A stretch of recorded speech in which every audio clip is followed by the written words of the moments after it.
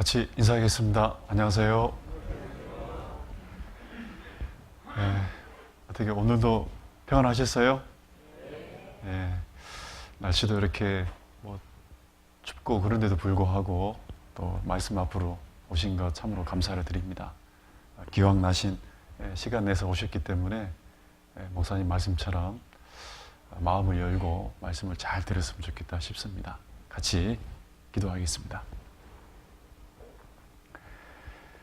우주 만물을 창조하시고 지금도 성경 말씀대로 역사를 주관하시는 살아계신 하나님, 우리 인간을 하나님의 형상대로 영혼을 주시고 인생 가운데 고아처럼 버려두지 아니하시고 하나님의 말씀을 통해서 그 하나님 만날 수 있도록 특별히 이번 한 주간 성경 강연의 말씀 앞으로 인도해 주신 것 감사를 드립니다.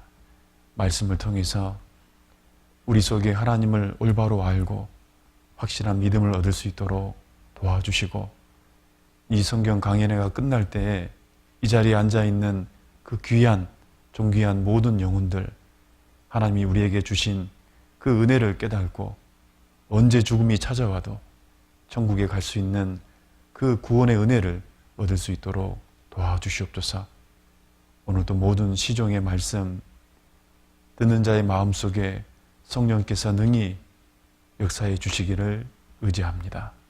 우리를 사랑하시는 예수님 이름으로 기도드렸습니다. 아멘. 신약성경 사도행전을 보겠습니다. 신약성경 사도행전 17장 사도행전 17장 26절 말씀, 사도행전 17장 26절. 혹 그 성경 글씨가 작아서 안 보이신 분들은 화면을 봐도 되겠습니다. 사도행전 17장 26절 말씀 제가 천천히 읽어드리겠습니다. 인류의 모든 족속을 한 혈통으로 만드사 온 땅에 거하게 하시고 저희의 연대를 정하시며 거주의 경계를 하나셨으니. 성경 강연에는 월, 화, 수 계속해서 실은 연결되어 있는 말씀입니다. 그래서 오늘도 말씀을 듣기 전에 어제까지 들었던 말씀을 잠깐 생각해 보고 오늘 말씀을 들으면 이렇게 연결되는구나 또 말씀을 깨닫는데 도움이 될 겁니다. 이번 성경 강연에는 실은 두 가지를 전하고 있는 겁니다. 많은 사람들이 이렇게 말씀 듣다 보면 내가 왜 말씀을 듣고 있는가 잊어버릴 때 있거든요. 성경 말씀을 좀 전하는 목적은 하나님이 정말 살아계시는가, 그리고 이 성경이 정말 하나님의 말씀인가, 그것을 지금 증거하고 있습니다. 그럼 여러분은 어떻게 들어야 되냐면 정말 하나님이 살아계시는지, 이 성경이 하나님 말씀이라고 그러는데 그 증거가 무엇인지 내가 들어보고 그리고 눈으로 그 증거들을 확인하면서 내 마음속에 받아들이는 겁니다. 그게 이 성경 강연의 첫 번째 목적이고, 두 번째는 하나님이 이 성경을 기록한 가장 중요한 목적이 있습니다. 그건 뭐냐면 사람은 하나님 앞에 죄인이라는 겁니다. 혹 내가 이 자리에 앉아있는 사람이 여러분 스스로 양심 속에 나는 죄가 없다, 인생 가운데 나는 죄가 없다, 나는 양심대로 호리만한 죄도 없다라고 생각한다면 말씀 들을 필요 없습니다. 그런데 나는 인생 가운데 피치 못할 죄도 있고 때로는 어쩔 수 없이 지었던 죄도 있고 어떤 때는 욕심에 또 어떤 순간적인 감정 때문에 지었던 죄들이 있다면 우리는 죄인입니다. 하나님이 우리에게 그 죄인된 모든 사람에게 천국에 갈 수 있는, 원래 죄인은 지옥 가는 사람입니다. 성경을 보면 천국에 갈 수 있는 그 하나님의 구원의 말씀을 깨닫게 해주려고 이 성경 말씀을 전하고 있습니다. 이 두 가지 목적을 가지고 전하고 있는 거거든요. 그런데 첫 번째, 이 하나님이 정말 계시는지, 이 성경이 왜 하나님 말씀인지를 오늘과 내일까지 말씀을 드리려고 합니다. 어제까지 어떤 말씀을 드렸냐면 하나님은 신이란 뜻은 창조주란 말입니다. 아셨죠? 창조주는 그 하나님은 영이시기 때문에 사람 눈으로 볼 수 없습니다. 그래서 하나님이 만물을 너희가 한번 살펴봐봐라. 그럼 그것이 하나님의 능력이 어떤 건지, 하나님의 지혜가 어떤 건지 만물을 보면 너희가 분명히 하나님이 있다는 것을 알게 될 거다. 그래서 실은 만물을 정말 양심적으로, 이치적으로 이렇게 경험 속에서 바라본 사람들은 하나님이 신이 있구나라는 것을 알아요. 근데 우리는 인생 살면서 너무 바쁘게 관심 없이 그냥 당장에 먹고 사는 문제, 일에 어떤 다른 어떤 문제에 빠져서 그걸 생각해볼 여유가 없었잖아요. 근데 조금만 생각해 보니까 이 만물은 설계되어 있다는 거예요. 사람이 그렇게 만들 수 없습니다. 그래서 하나님이 계시다는 것을 알게 되죠. 그리고 사람에게는 또 영혼이 있다는 것을 안다는 거예요. 사람은 죽었다 깨어난 사람들이 수백만 명이고 우리나라에서만, 미국 같은 경우는 약 6천만 명이, 전 세계적으로는 약 6억 명이 임사체험을 통해서 영혼이 있고 사후세가 있다는 것을 분명하게 증거하고 있습니다. 그런데 그 하나님을 만물을 통해서는 이 영혼의 어떤 그런 어떤 경험적으로는 하나님이 계시다는 것만 증거하는 거예요. 쉽게 얘기하면. 그래서 하나님이 내가 하나님이라는 것을 증거하기 위해서 이제 직접적으로 우리에게 주신 게 뭐냐면 성경입니다. 그래서 이 성경을 통해서 내가 이 우주 만물을 만들었다. 그러면 그렇게 주장하려면 만들었다는 증거를 대보라 얘기해요. 그래서 3,500년 전에 인간이 과학이 발전하지 않는 그 시대에 기록된 성경 속에 우리 시대 최초로 기록된 과학의 어떤 사건들, 발견한 내용들이 기록되어 있잖아요. 만든 이가 아니면 절대 알 수 없는 내용이 기록되어 있습니다. 그걸 통해서 이 성경이 창조주 하나님 말씀이라는 것을 안다는 거죠. 그래도 사람들은 잘 못 믿기 때문에 이제 이 성경이 하나님 말씀이라는 증거를 어떻게 했냐면, 너희가 정말 살아계신 하나님이라면 확실한 증거를 보여봐라. 더 좀 우리에게 확실하게 믿을 수 있는 증거. 그게 어제 배웠던 내용입니다. 과거, 너희가 신이라면 과거 무엇을 얘기하라고요? 이전 일을. 그리고 신이라면 시간을 초월해서 미래, 장래 일을 얘기해봐라. 그리고 그 시간 속의 역사 가운데 가만히 계시는 분이 아니고 순종하면 뭘 주고요? 복을 주고, 불순종하면 저주, 심판.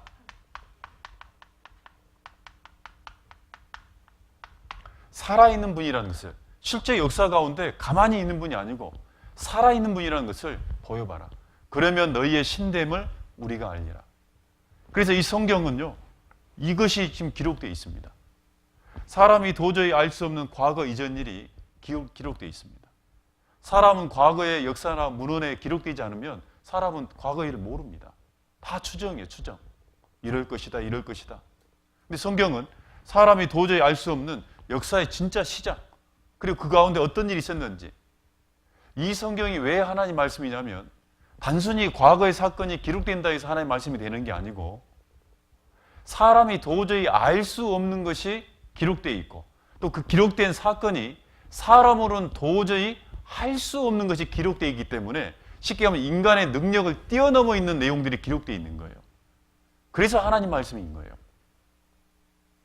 어제 인류의 역사는 어디서 시작됐다고요?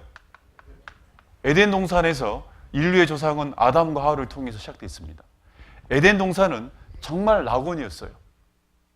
정말 수고도 눈물도 땀도 필요 없는 정말 하나님이 완전한 동산이었습니다. 그것은 복이라는 거예요. 하나님의 사랑으로 에덴 동산을 준 겁니다. 그런데 우리 조상이 범죄했죠. 하나님 앞에 불순종함으로 그 에덴 동산이 어디에 내려갔다고요? 지하에 내려간 거예요. 그 모든 성경 말씀이 어제 증거를 통해서 에덴 동산은 지금의 이라크 나라를 중심으로 있었고, 정말 지하에 내려감으로 두 개의 강이 발견됐고, 그 가운데서 식물과 동물이 내려갔기 때문에 지금도 그 에덴 동산, 이라크, 사우디, 이란, 쿠웨이트, 그 페르시아만에 있는 나라에서 뭐가 나오고 있습니까? 석유가 나옵니다. 하나님은 복을 주셨지만 불순종했을 때는 저주를 내렸습니다. 그러다가 이제 또 사람들이 점점 번성해 나갔는데 세상에 죄가 관영의 때가 있었습니다. 그때가 바로 노아 시대입니다. 하나님이 세상에 죄가 가득 찼기 때문에 하나님이 정말 살아계신다면 심판해야 되고 가만히 있어야 돼요. 만약에 죄가 가득했는데도 불구하고 하나님이 가만히 계시다. 하나님 죽으신 거예요. 실제 하나님은 살아계셔야 돼요. 말씀만 하고 가만히 있다면 그 말씀이 진짜인지 가짜인지 모르는 거예요. 어떤 사람이 말씀을 해놓고 약속을 안 지켜요. 그럼 믿을 수 있어요, 없어요? 없는 거예요. 하나님은 그 노아 시대 때 결국 하나님은 홍수로 전 세계 모든 사람을 홍수로 심판했습니다. 그의 노아의 가족 세 아들과 자부와 그 부인 8명만 살아남게 됩니다. 그 노아의 세 아들이 성경에는 첫째 아들이 셈이고 두 번째 아들이 함이고 세 번째 아들이 야벳입니다. 그런데 어제 끝에 이런 의문을 제기했었죠. 그러면 인류의 모든 조상은 누구예요? 아담과 하와죠. 가깝게는 누구예요? 노아예요. 그래서 사람들은 이제 의문을 제시한 겁니다. 야, 이거 좀 이해가 안 된다. 조상이 같은데 왜 사람들은 흑인도 있고 황인도 있고 백인도 있는 이렇게 피부색이 다르냐? 그럼 조상이 다른 거 아니냐? 그리고 조상이 같으면 외국어를 써요? 같은 말을 써요? 그런데 왜 또 언어가 나눠져 있냐? 수많은 이런 외국어가 있냐? 외국어. 이거 조상이 같은 게 아니지 않냐? 이게 궁금하다는 겁니다. 그래야지 내 의문이 풀린다는 거죠. 그럼 한 가지 여러분 물어보겠습니다. 여러분, 피부색이 다른 것은 복일까요? 저주일까요?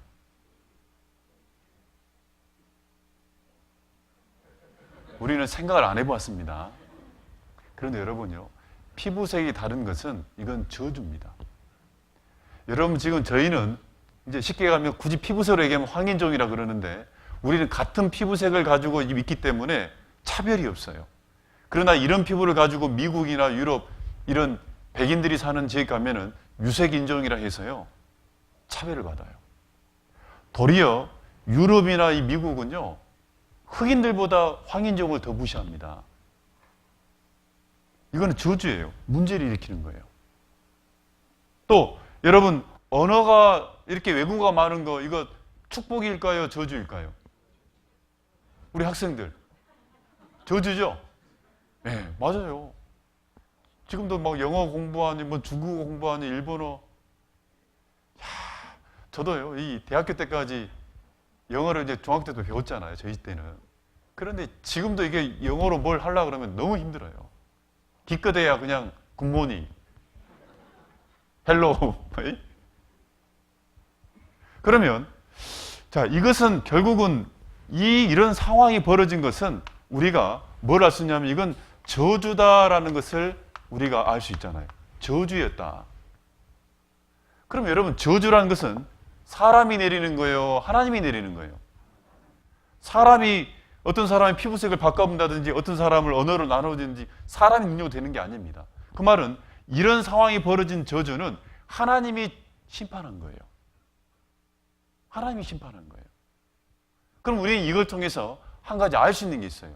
그 말은 노아 홍수 이후에 이런 저주를 받을 만한 저주 앞에는 반드시 뭐가 있습니까? 죄가 있다는 거잖아요. 왜? 하나님은 불순종, 죄가 있을 때 하나님은 저주를 내린 거거든요. 그러면 노아 홍수 이후에 그 사람들이 그럼 또 죄를 지었단 말이냐? 좀 그런 문제가 생기는 거예요. 노아 식구들은 그 하나님의 심판을 직접 봤어요, 안 봤어요? 그 홍수로 모든 사람이 그 비참하게 물에서 죽어가는 모습을 봤습니다. 비명을 지르고 살려달라고 아무리 애원해도 결국은 다 죽어버리는, 온 세상이 엄청난 홍수로 덮여버리는 그런 걸 본 거예요. 죄를 지으면 이렇게 된다는 걸 직접 경험한 사람입니다. 그런데도 그럼 죄를 지은 거냐? 우리는 죄를 지었다는 것을 유추할 수 있잖아요. 이런 상황이 벌어지려면. 저는 이 말씀을 보면서요, 야, 노아 홍수 이후에 이런 저주를 받을 만한 죄를 노아의 그 후손들이 또 지었을까? 저는 개인적으로 지을 수 있다고 생각합니다. 여러분 어떻습니까? 왜냐면요, 제 어릴 때 삶을 보니까 또 죄를 지을 수 있는 상황이에요. 사람이란 건. 제 고향이요. 고향 얘기하면 또 기분 나빠하면 안 됩니다. 혹시 여수 아세요? 여수 밑에 보면 돌산이라는 섬이 있습니다. 돌산 아세요? 네, 뭐가 유명합니까? 후보분들은요, 먹는 것만 얘기해야지, 이게, 돌산에 돌이 유명한데 사람들은 꼭 먹는 것도 기억해요. 갓김치. 갓 맛있잖아요, 돌산갓이. 돌산갓이 맛있죠. 예. 갓김치 저희 시골에 어머니 닮으면 맛있어요, 진짜. 다른 어느 지역보다 맛있습니다. 갓이 중요한 게 아니고요. 그때 제가 어릴 때는요, 이 섬이거든요. 섬이다 보니까 어떤 문제가 생기냐면요. 이런 이제 겨울에 뭐 비바람이 친다든지 또 아니면 이렇게 폭풍이 불면은 옛날 그 전봇대는 나무로 돼 있었지 않습니까? 기억나십니까? 그럼 이게 잘 넘어져요, 이게. 그럼 전봇대가 넘어져가지고 이제 전기가 끊겨버려요. 마을 전체가 전기가 끊겨버립니다. 그러면 이 여수에서 이제 배를 타고 한전 직원들이 와서 고쳐야 되는데 비바람이 불면 배가 안 떠요. 그럼 어떤 때는요, 일주일, 어떤 때는 2주 이상 전기 없이 진짜 완전히 전기 없이 깜깜하고 있어 살아야 돼요. 그때에도 이제 전기가 나간 겁니다. 우리 마을에. 완전히. 그러면 저희 집은요, 가난했어요. 가난하다 보니까 옛날에는 기름 넣어가지고 이게 이제 등불을 켰잖아요. 호롱불을 이렇게. 근데 그 기름도 아끼려고 이제 어떻게 하냐면 전기가 딱 끊기면 해가 떨어지기 직전에 저녁을 먹습니다. 5시 반 정도에 겨울이면 이제 저녁을 먹어요. 그래서 잠깐 이제 방은 어두우니까 불을 켜죠. 저녁을 먹고 나면 아버님이 이제 몇 마디 이제 오늘 있었던 것들 여러 가지 이제 뭐 상황들을 이제 자식들하고 얘기 나누고 한 6시 반이면 불을 꺼버립니다. 그러면 어떻게 해야 되냐? 6시 반이나 7시에 자야 돼요, 그냥. 뭐 의미 없이 자야 돼요. 그러면 지금도 생각나는 게 지금 그때도 1월 달이에요. 오남매가 이제 한 방에서 한 이불에 한 이불 덮고 잡니다. 깔고. 그러면 오남매가 이렇게 누워 자는데요. 이불을 하나로 5명이 덮으니까 끝에 있는 이 형제들이 이제 우리 어깨가 나와요. 추우니까. 그러면 이쪽에서 끌면 이쪽은 또 나오고, 이쪽에서 끌면 이쪽이 또 나오고. 저는 막내다 보니까 가운데 누워 있었거든요. 그러니까 누가 잡아당겨도 아무 전 이상이 없습니다. 이런 게 좋아온 거예요, 막내가. 그리고 베개가 부족해갖고 2인당 1개예요. 그러면 이제 저희 큰 누님하고 작은 누님이 네가 많이 머리를 댔다, 아니다, 네가 많이 댔다, 막 이렇게 싸우고 장난하고. 여러분 잠이 바로 오겠어요? 여러분 생각해 보세요. 하루에 몇 시간을 자야 되냐면요, 그 다음날 해가 늦게 뜨잖아요, 겨울엔 또. 그러면 보통 12시간이 많게는 14시간을 매일 자야 돼요. 그 저주예요, 복이에요? 아마 요즘 분들은 이제 너무 바쁘다 보니까 충분히 잠을 못 자서 그렇게 자고 싶은 마음도 있을 겁니다. 그런데요, 그거 2, 3일만 잡으면 허리 늘어나 버립니다. 그러니 이제 이 오남매가 막 떠들면서 잠을 안 자는 거예요. 그러니까 이제 안방에 있는 이제 부모님이 싫죠. 빨리 자라! 이제 큰 소리 칩니다. 그러면 조용하죠. 왜냐하면 저희 어머니 성격 아니까. 그런데도 또 떠들어요. 막 어두운 데서 또 떠듭니다. 그러다가 저희 어머니 화가 나잖아요. 그럼 문을 열고 팍 들어와요. 그 깜깜한데. 뭘 들고 오냐면요, 옛날 그 왕겨 베개 있죠. 겨가 막 넣어가지고 묵직한 베개. 그거 썼기 때문에 그걸 들고 들어옵니다. 그럼 우리는 한두 번 당한 게 아니기 때문에 문이 딱 열리는 순간 어머니다! 그럼 어떻게 하냐? 머리를 감싸야 돼요. 저희 어머니 온 방바닥을요, 베개로 다 뜯어버립니다. 보이지 않는 데서 다. 그럼 다 맞게 돼 있어요, 무조건. 그거 맞으면요, 띵해요. 그리고 존말할 때 잘했지? 그리고 이제 가십니다. 그럼 이제 자야 안 자요? 예? 이렇게 두드려 맞았는데, 그런데 참, 이게 참 인간이라는 게요, 또 떠들어. 결국은 어떤 일이 벌어지냐면, 우리 집안에 다크호스가 있습니다. 아버님이에요. 저희 어머님도 아버님 앞에서는요, 이게 같이 겸상을 못하고 어려워하신 분이에요. 아버님이 중간에 새벽에 이제 집합이에요, 집합. 저희 아버님 집합입니다. 여러분, 후포도 해변가니까요. 그 한겨울에 내복 차림으로 밖으로 집합을 했어요, 마당 앞으로. 저희 대문을 열면 바로 앞이 바다예요. 10m도 아니에요, 그냥 바로 바다예요. 그 새벽에 내복바람으로 서요. 이 담벼락 그러잖아요. 어머님부터 순서대로 세웁니다, 저희 아버님. 어머님, 큰 누님, 작은 누님, 형, 막내, 저. 그리고 집 뒤에 보면 옛날 샘이 있잖아요. 거기서 얼음물을 떠와요.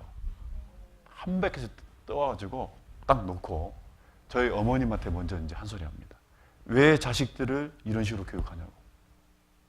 왜 이렇게 말을 잘 안 듣냐고. 당신이 뭔가 문제 있는 게 아니냐. 그리고 그 얼음물을 한 바퀴 떠가지고요, 어머니 얼굴에 뿌려버려요. 그냥 그 자체도 추워 죽겠는데 그 비방, 이게 물을. 그래서 저희 어머니 한 소리 못 합니다.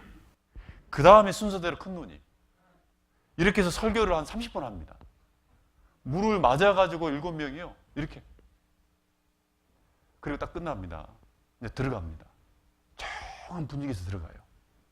자, 잔다, 안 잔다? 여러분, 자요, 안 자요, 이제? 그때가 제가 초등학교 2학년 때인데요. 어린 나이에도 어떤 마음이 드냐면, 너무 춥고, 너무 힘들어가지고, 반드시 나는 들어가면, 내가 머리를 때려가지고 기절해더라도 난 잔다, 이런 마음이 들어요. 그리고 이제 쎄 하고 다 누워요. 조용합니다. 그런데요, 자요, 또 떠들어요. 그 물벼락을 맞았는데 옆에 둘째 누님이 큰님한테 조용히 한 소리예요. 5분 뒤에. 너는 엄마 아빠가 물 뿌릴 때 다 맞았지? 난 옆으로 맞았다? 그러니까 또 아니야, 나는 오늘은 어깨만 맞았어. 이쪽에 형님 있다가 나는 머리 위로 지나갔어. 덜 맞았어. 우리 집안만 그럴까요? 사람이라는 게 그렇게 엄청난 하나님의 심판을 경험하더라도 사람은 또 금방 잊고 죄에 빠져요. 실은 그런 죄를 지을 수 있는 존재들이 바로 우리들입니다. 노아 홍수도 똑같아요. 언어학자들이요, 실제 우리 시대 언어학자들이 언어를 연구해 봤어요. 언어가 지금 우리가 소리로 내고 쓰고 있는 언어가 약 6,000가지라 그래요. 그리고 문자로 되어 있는 언어는요, 약 200개 구조에서 언어가 출발했대요. 더 연구를 했더니 70개, 더 연구했더니 50개, 더 연구했더니 3개. 인도, 유럽, 알타이어죠. 더 언어를 연구해봤더니 원래 인류가 쓰고 있는 그 모든 언어는 하나에서 나왔다는 것을 밝혔습니다. 언어는 몇 개였다고요? 하나였다는 거예요.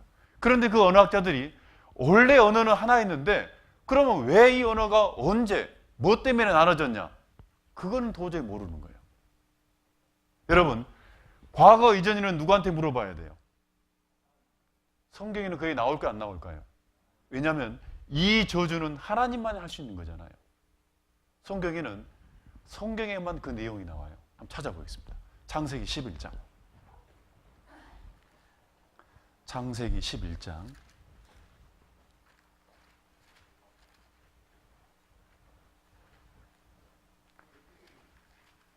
창세기 11장 1절부터 온 땅에 구음이 하나요 언어가 하나였더라.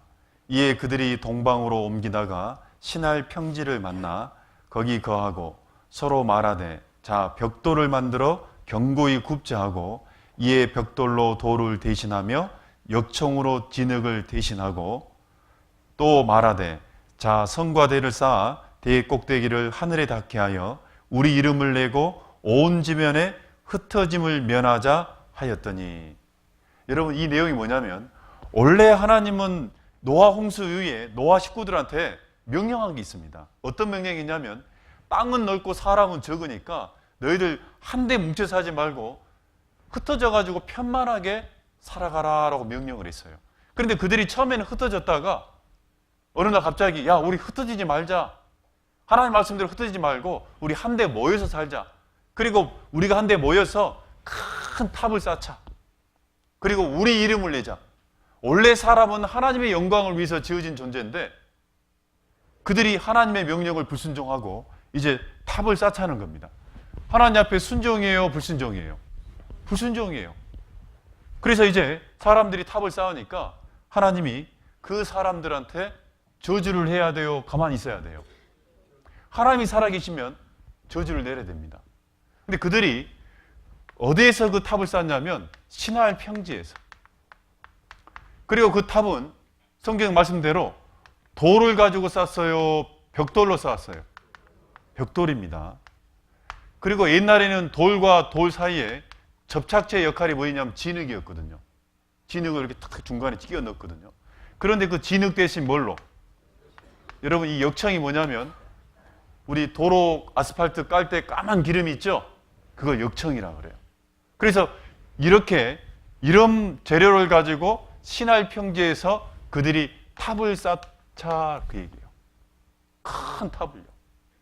하나님이 그걸 보시고 하나님은 반드시 불순종하면 저주를 내리십니다. 어떤 저주를 내렸냐면 거기 9절입니다. 9절, 창세기 11장 9절 제가 읽어보겠습니다.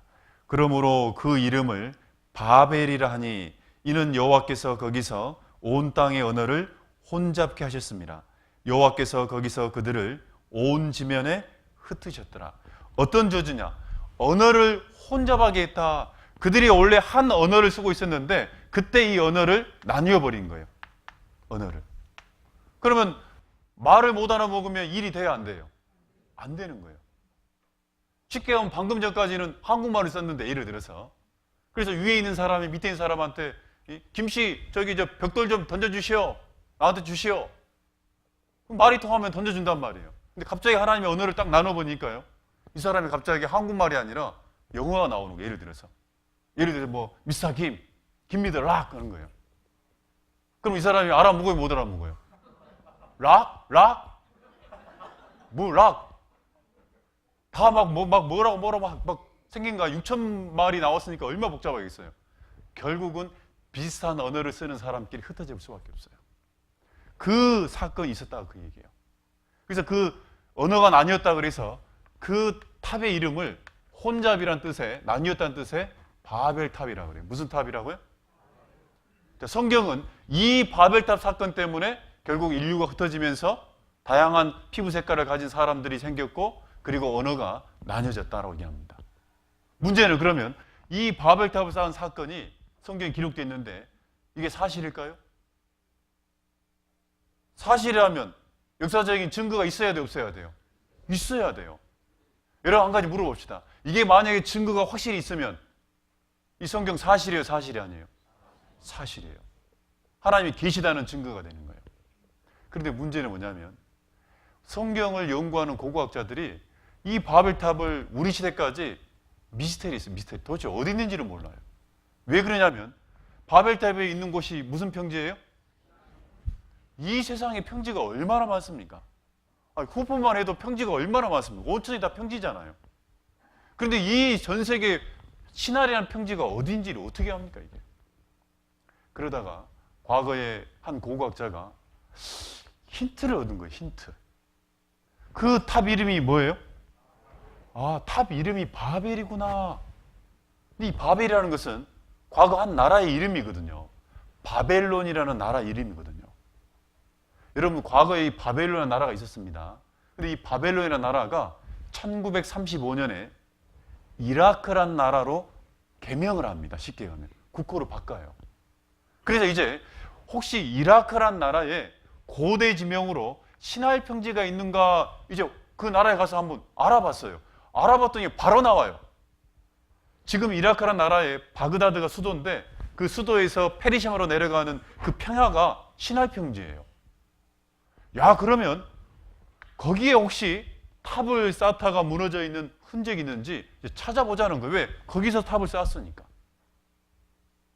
나올까요? 안 나올까요? 나옵니다. 왜 그러냐? 따라합시다. 성경은 사실이다. 잠깐 보겠습니다. 바벨탑은 어디에? 중요한 문제였죠.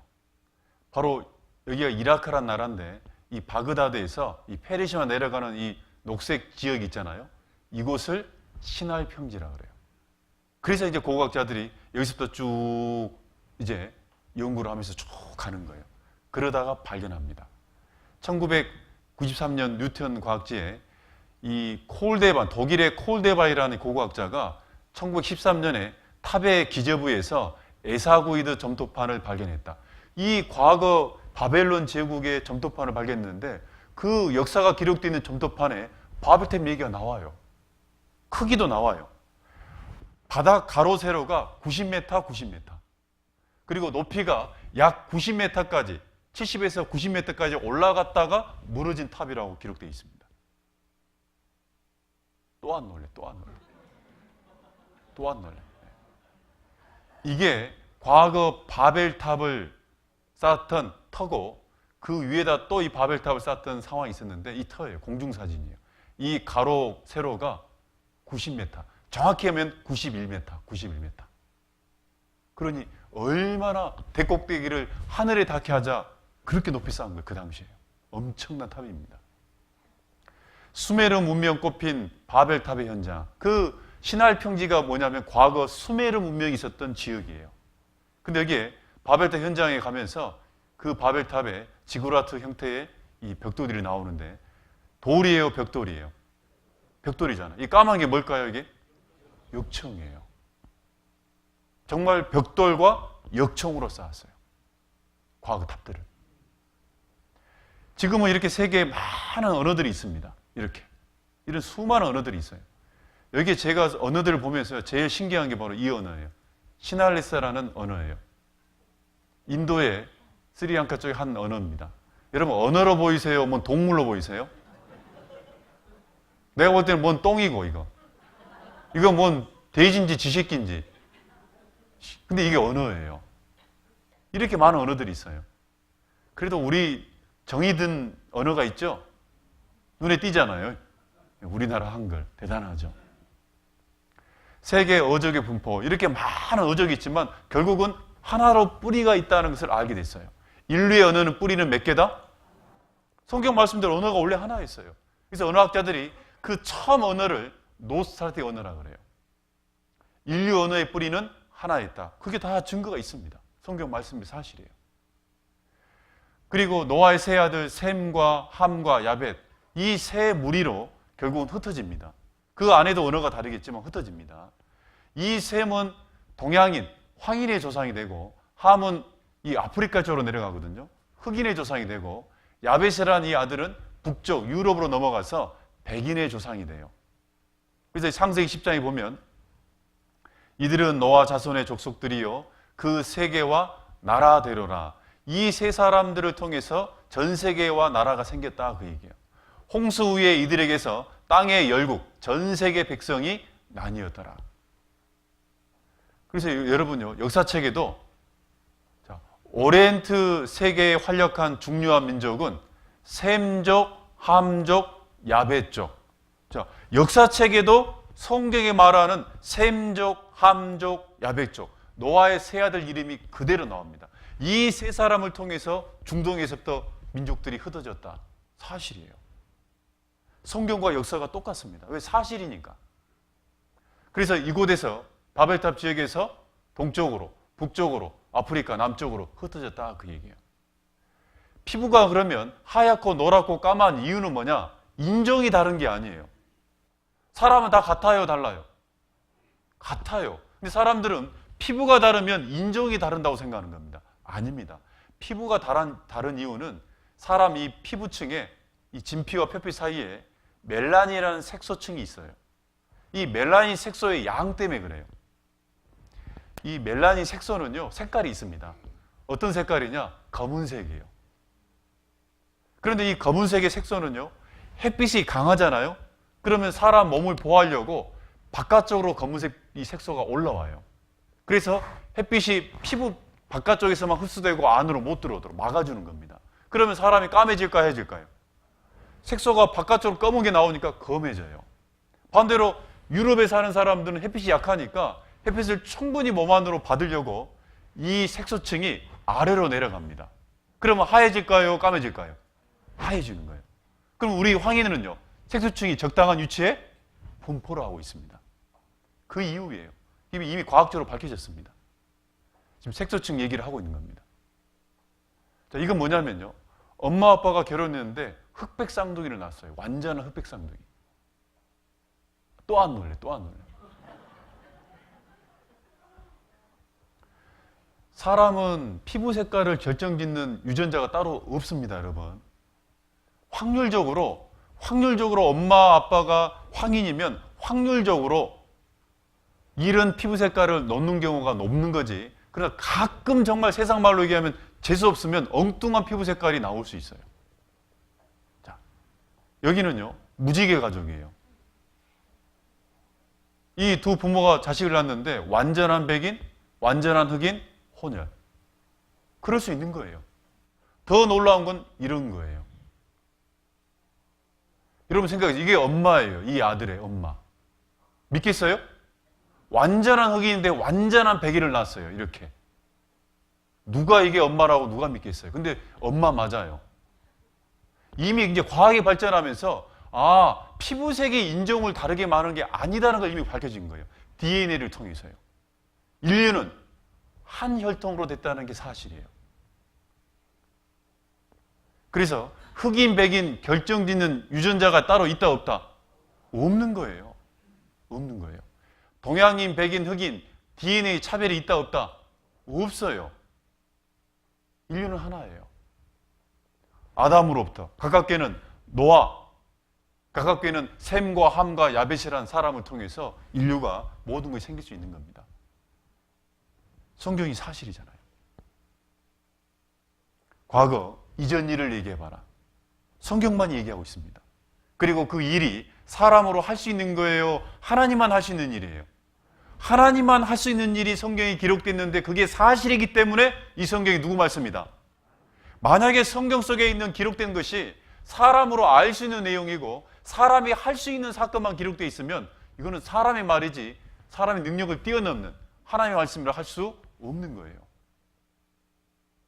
한 가지 여러분 질문 한번 해보겠습니다. 만약입니다. 만약에 이 바벨탑을 하나님 무너뜨렸는데 바벨탑을 무너뜨린 이후에 또 바벨탑을 어떤 사람이 쌓으면 저주해야 돼요? 가만 놔둬야 돼요? 하나님이 진짜 살아계신다면 저주해야 돼요? 가만 놔둬야 돼요? 여러분, 이 바벨탑은 하나님을 도전하는 상징물입니다. 하나님을 도전하는 상징물이에요. 그런데 여러분, 역사적으로 이 바벨탑 사건 이후에 우리 시대까지 역사적으로 두 사람이 이 바벨탑을 다시 재건하려고 시도했습니다. 그럼 그 사람들이 결국 어떻게 됐을까? 그것도 알아볼 필요가 있어요. 정말 하나님 말씀대로 저주를 받았을까? 이거 봐봅시다. 어떤 사람이었냐? 여러분, 이 과거 아까 바벨탑이 바벨론이 있었잖아요. 이 바벨론에 느부갓네살이라는 왕이 있습니다. 역사책에는 네부카드네자르 2세라고 되어 있습니다. 이 느부갓네살 왕이 그 바벨탑을 다시 쌓아가지고 자기 이름을 드러내겠다고 명령합니다. 여러분, 그게 사실입니다. 이 사람이 성경에도 나옵니다. 바로 이 사람입니다. 이 사람이 세기 문자, 이 사람이 이 문자 이 해독을 해보니까 네부카드네자르 왕이 성경에는 느부갓네살 왕이라고 되어 있어요. 명판이 발견됐는데 이 바벨탑을 쌓아라 내용이 나와요. 점토판의 기록을 보면 네부카드네자르 왕께서 고대 바벨탑이 붕괴된 자리에 새로운 바벨탑을 재건하려 했다. 그 판이 나오는 거예요. 성경에도 이 사람이 나옵니다. 바로 이 사람입니다. 근데 성경에 보시면 그 내용이 나와요. 다니엘서 4장 30절에 나 왕, 느부갓네살 왕입니다. 가로되 이 큰 바벨론은 내가 능력과 권세로 건설하여 나의 도성을 삼고 이것으로 내 위엄의 영광을 나타낸 것이 아니냐. 자기를 드러낸 거예요. 그게 교만이에요. 그래서 어떻게 해버렸냐. 하나님이 그 느부갓네살 왕을 7년 동안 정신병자를 만들어버렸습니다. 정신병자 중에 어떤 거냐. 자기가 손 줄 알고 정신병자가 돼버린 거예요. 그래서 7년 동안 소처럼 옷도 안 입고 벌거벗은 몸으로 숲에서 풀을 뜯어먹으면서 살아요. 내가 사람에게 쫓겨나서 소처럼 풀을 먹으며 몸이 하늘 이슬해졌고 머리털이 독수리털과 같았고 손톱은 새 발톱과 같았었느니라. 이렇게 된 거예요. 하나님이 계셔요, 안 계셔요? 계셔요. 그리고 또 한 사람이 바벨탑을 또 쌓으려고 그랬습니다. 여러분도 아는 인물입니다. 인물은 이 사람은 우리 시대 사람이거든요. 바로 이 사람이에요. 여러분 이 사람 알아요, 몰라요? 이라크 지금 마지막 대통령이었잖아요. 사담 후세인. 여러분 이 사람이요, 언제 대통령이 취임하냐면 1979년 7월 16일 날. 자, 79년에 대통령이 취임해가지고 이 사람이 이제 그 다음에 80년이 되잖아요. 그러면 자기가 대통령으로서 앞으로 국가 사업을 뭘 할 거냐, 그것을 국민들한테 처음 쉽게 말하면 공표를 합니다. 근데 놀랍게도 이 사람 국가 사업이 1980년 1월 9일자 신문입니다. 사담 후세인이 뭘 얘기했냐면 성서 속에 바벨탑을 세워서 관광지로 만들겠다. 이게 국가 사업이에요. 사담 후세인이요, 자기가 대통령 돼가지고 가장 먼저 하고 싶은 게 뭐냐면 바벨탑을 세워가지고 이라크를 관광지로 만들겠다. 하나님 가만 놔둬야 돼요? 문제를 일으켜야 돼요? 놀랍게도 80년 그해 이란 이라크 전쟁이 터집니다. 희한하죠? 80년 9월에부터 시작해서 88년, 8년 동안 이란 이라크 전쟁이 터져요. 약 100만 명이 죽습니다. 그러니 전쟁하는 동안에 바벨탑이 쌓아져요, 못 쌓아져요? 못 쌓아져요. 왜 못 쌓아지냐? 이게 이제 80년 그때 신문이거든요. 이란 이라크 전면전 돌입했다. 그리고 그들이 싸우는 장소가 있어요. 이란하고 이라크가 싸우는 장소가 어디냐? 바로 이 지역이에요. 여기서 계속해서 8년 동안 전쟁을 해, 폭격을 하고. 이 지역이 어디냐? 바로 바벨탑에 있는 시나이 평지예요. 다른 지역도 아니고. 그리고 이제 전쟁이 끝났습니다. 그런데요, 자, 끝났으면 뭔가 느껴야 될 거 아니에요? 근데 사담 후세인이 전쟁이 8년 만에 끝난 다음에 또 어떻게 하냐? 그 다음에 봄에 또 얘기합니다. 89년 4월에 이라크 바벨론궁 다시 뭐 한다? 또 짓겠다. 그럼 하나님 가만 놔둬야 돼요? 또 전쟁을 일으켜야 돼요? 그래서 그 다음에 전쟁이 또 일어났잖아요. 그게 바로 페르시아 전쟁입니다. 걸프전입니다. 그러다가 2001년에 9.11 테러가 있었죠. 그 배후 세력으로 이라크를 지목합니다. 결국은 연합국이 들어가가지고 2003년에 이라크를 전체를 점령해버리죠. 그리고 사담 후세인은 전범으로 붙잡혀가지고 2006년 12월 30일 새벽 6시에 총살시켰습니다. 사담 후세인의 대통령동 있는 동안에 한마디로 얘기하면 바벨탑을 쌓자 그러다 결국 죽은 사람이에요. 한마디로 얘기하면요. 이게 우연일 것 같아요? 성경을 절대 우연으로 보면 안 됩니다. 어느 누구도 바벨탑을 쌓는 건 누굴 도전하는 거예요? 하나님을. 하나님을 도전하는 거예요. 성경은 사실이고 하나님은 살아계세요. 가만히 있는 분이 아니세요. 그런데 이 바벨탑을 쌓은 다음에 한 가지 특별한 문제가 하나 터집니다. 시편 14편입니다. 시편 14편 2절 3절. 시편 14편 2절 3절.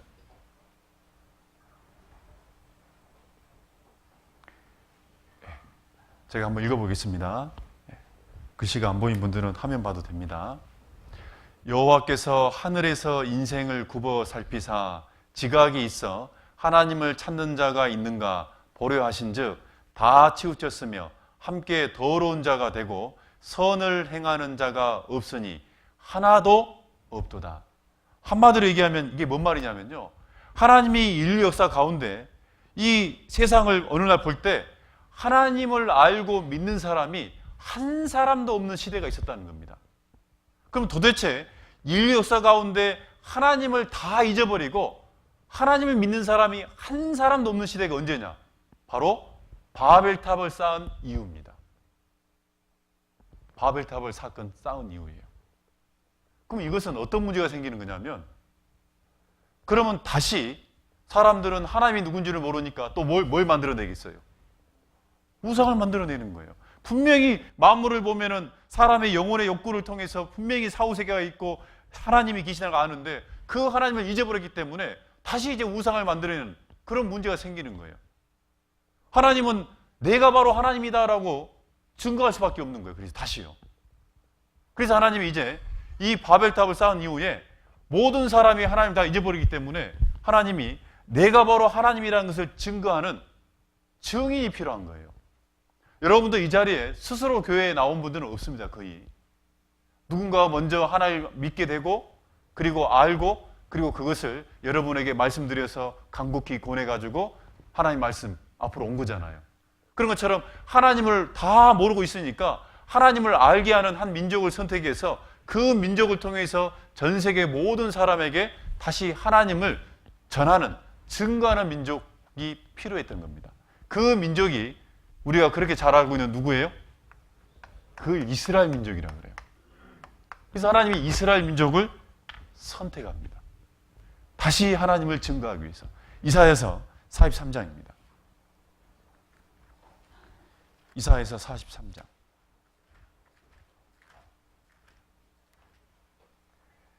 10절입니다.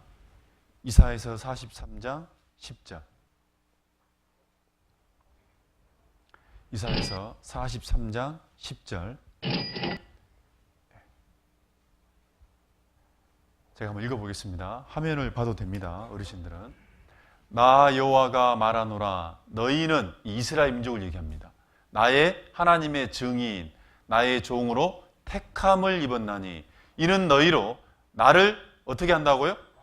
알고 믿으며. 너희를 통해서 하나님을 알게 하고 믿게 하려고. 그래서 하나님이 이스라엘 민족을 하나님의 증인으로 택했다, 그 얘기예요. 여러분, 이스라엘 민족을 선택한 목적을 성경에 있는 것을 정리해보면 이런 겁니다. 첫 번째, 여호와 하나님의 증인으로, 너희로 나를 알고 믿게 하기 위해서, 하나님의 증인으로. 그리고 두 번째는 이 이스라엘 민족을 통해서 우리가 지금 보고 있는 이 성경, 하나님의 말씀을 기록하기 위해서. 세 번째는 이스라엘 민족은 모든 민족의 무엇으로? 자, 여러분 이걸 잘 기억해야 됩니다. 이 성경에 나타나 있는 이스라엘 민족 가운데 나타나는 모든 상황은 모든 민족의 견본이라는 걸 명심해야 돼요. 견본이라는 게 뭐냐면 이걸 견본이라고 그래요. 이 학생이 지금 뭐 하고 있습니까? 네? 네. 대부분 벌 쓰고 있다 이렇게 봐야지 올바른데, 가끔 특별한 사람들은 분필을 찾고 있다고 하더라고요. 그래서 야, 이걸 또 그렇게 볼 수도 있는 거구나. 사람 하기엔 특이해요. 분필 쓰고 계시잖아요. 지금 벌 쓰고 있는 거잖아요. 아마 수업 시간에 장난을 쳤든지 딴짓거리를 했기 때문에 선생님이 지금 세워놓은 겁니다. 이 학생이는 벌을 통해서 앞으로 내가 이렇게 잘못하지 말아야 되겠다라고 교훈을 주는 거고, 앉아있는 애들한테는 이걸 보여줌으로 뭘 주는 거예요? 예, 경각심. 너희들도 떠들면 어떻게 된다? 여기가 올라간다, 그 얘기예요. 여러분, 그래서 이스라엘 민족에게 나타나는 이 상황은 나에게도 관계가 있다는 것을 명심해야 돼요. 누구에게 관계가 있다? 나예요. 여러분요, 아마 이 자리에도 말씀을 한 번, 두 번, 또 몇 번, 또 몇 년 거쳐서 가끔씩 들었는데도 불구하고 올바른 믿음을 갖지 못하고 구원을 받지 못하는 분들이 계십니다. 솔직히 얘기하면 불쌍한 분들입니다. 왜냐하면 만약에 그분이 끝까지 하나님을 제대로 믿지 못하고 구원 얻지 못하면 반드시 지옥에 떨어지는데 가장 큰 고통이 있는 뜨거운 곳으로 떨어지게 되어 있어요. 성경에는. 왜? 믿을 만한 기회를 충분히 줬는데도 끝까지 자기가 거부한 거거든요. 왜 그들이 그러면 말씀을 듣고도 마음이 제대로 깨닫지 못하냐? 자기 문제로 연결을 못 시켜요.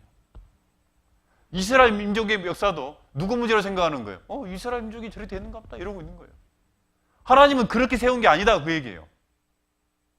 만약에 이스라엘 민족의 역사가 여러분과 관계없으면 굳이 제가 이스라엘 민족 역사를 알려줄 필요가 없습니다. 그런데 우리에게 관계가 있어요. 내 문제예요. 누구 문제라고요? 내 문제예요.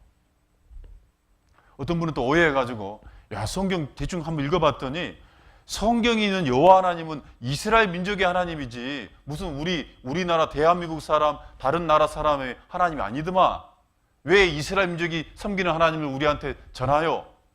이렇게 또 의문을 갖는 분이 있어요. 아닙니다.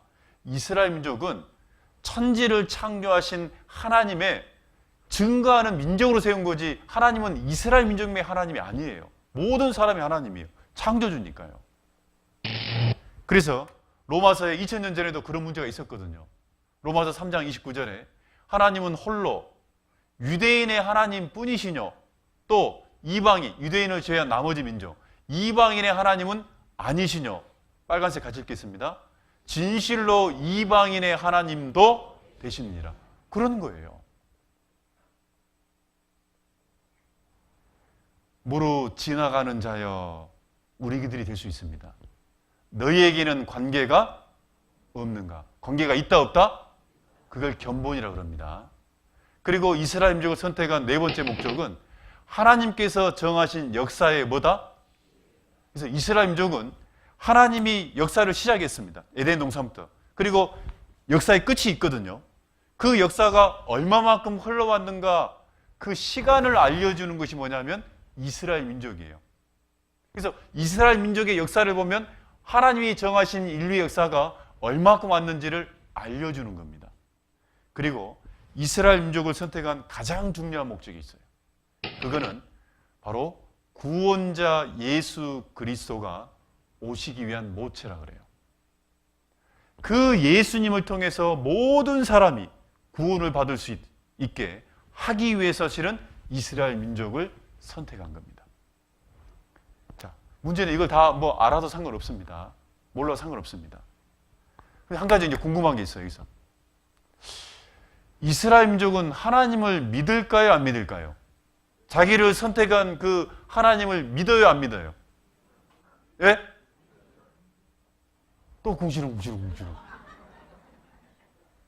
여러분, 내가 누군가에게 내가 하나님이 계시다고 전하려면 자기가 먼저 믿음이 있어야 돼요, 없어야 돼요? 있어야죠. 여러분요, 우리나라에 교회 다니는 사람들은 많습니다. 그런데 교회를 다니면서 하나님이 이 성경이 확실히 살아계시고 사실이라는 것을 믿고 다닌 사람들은 너무너무 적어요. 그런 사람들을 구분하는 방법이 있습니다. 여러 방법이 있는데 그 중에 한 가지 뭐냐면 교회를 다니면서 자기 가족에게, 자기 정말 친한 친구들에게, 다른 이웃들에게 전하지 않는 사람들이에요. 혹시 여러분 가족 가운데 교회를 다니고 있는 가족이 있는데 나한테 한 번 더 교회 다녀보자, 말씀을 들어야 된다, 천국과 지옥이 있다, 그러니까 꼭 말씀을 듣고 구원받아야 됩니다, 이런 말을 혹시 가족이나 어떤 친지 가운데 있는데 안 한다, 그럼 그 사람은 가짜입니다. 그 사람은. 왜? 진짜 천국과 지옥이 분명히 있고 하나님이 분명히 사실이고 성경이 정말 하나님 말씀이라는 것을 확실히 믿고 있다면 어떻게 사랑하는 가족들한테, 친지에게 안전합니까? 그게 안 믿어져 있으니까 안전하는 거예요. 가짜예요, 실은요. 그러니까 교회 다니는 거예요. 절 다니는 것처럼. 종교생활입니다. 혹 여러분에게 오늘 이 자리에 인도한 분들이 그렇게 간곡히 얘기했다면 그만큼 사실로 인정하기 때문에 그래요. 이스라엘 민족은 하나님을 믿어야만이 증인이 될 수 있어요. 그럼 여기서 궁금한 게 그거다, 그 얘기예요. 뭐냐? 그럼 이스라엘 사람들은 어떻게 믿음을 가졌을까요? 선택해 줬으니까 믿음이 생겼을까요? 아니에요. 우리 첫날 배웠죠? 여러분, 믿음이란 것은 반드시 뭐가 있어야 돼요? 믿음이란 건요, 믿을 만한 증거를 보고 믿어지는 거예요. 그러면 이스라엘 민족이 하나님의 선민이 되려면 그들은 어떤 증거를 통해서 이스라엘 민족이 하나님을 확실히 알고 믿게 됐을까? 그 증거가 있어야 되겠죠. 성경에 그 증거가 되는 사건이 나옵니다. 이스라엘 민족 차원적으로 이 믿음을 갖게 하는 큰 사건이 하나 나와요. 궁금해, 안 궁금해요? 왜냐하면 이 사건은 이스라엘 민족이 민족적으로 하나님을 확실히, 우리를 선택한 하나님이 진짜 하나님이구나라고 믿게 했던 사건이거든요. 출애굽기 14장 보겠습니다. 출애굽기 14장 31절. 출애굽기 14장 31절. 네. 앞에 성경 화면도 봐도 괜찮습니다. 출애굽기 14장 31절. 제가 한번 읽어보겠습니다. 이스라엘이 여호와께서, 하나님 이름입니다. 여호와께서 애굽 사람, 이 애굽이라는 것은 이집트입니다. 여호와께서 이집트 사람들에게 베푸신 큰 일을 보았으므로 백성이 여호와를 경외하며 여호와와 그 종 모세를 뭐 했다? 자, 이스라엘 민족이 믿었더라. 뭘 통해서?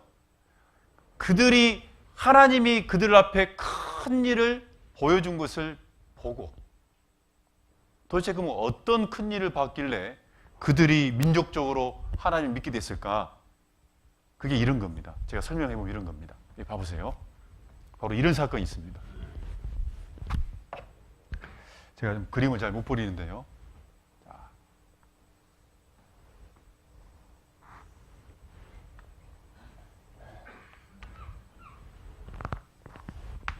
여러분, 이게 뭐냐면 이렇게 돼 있죠, 손가락으로.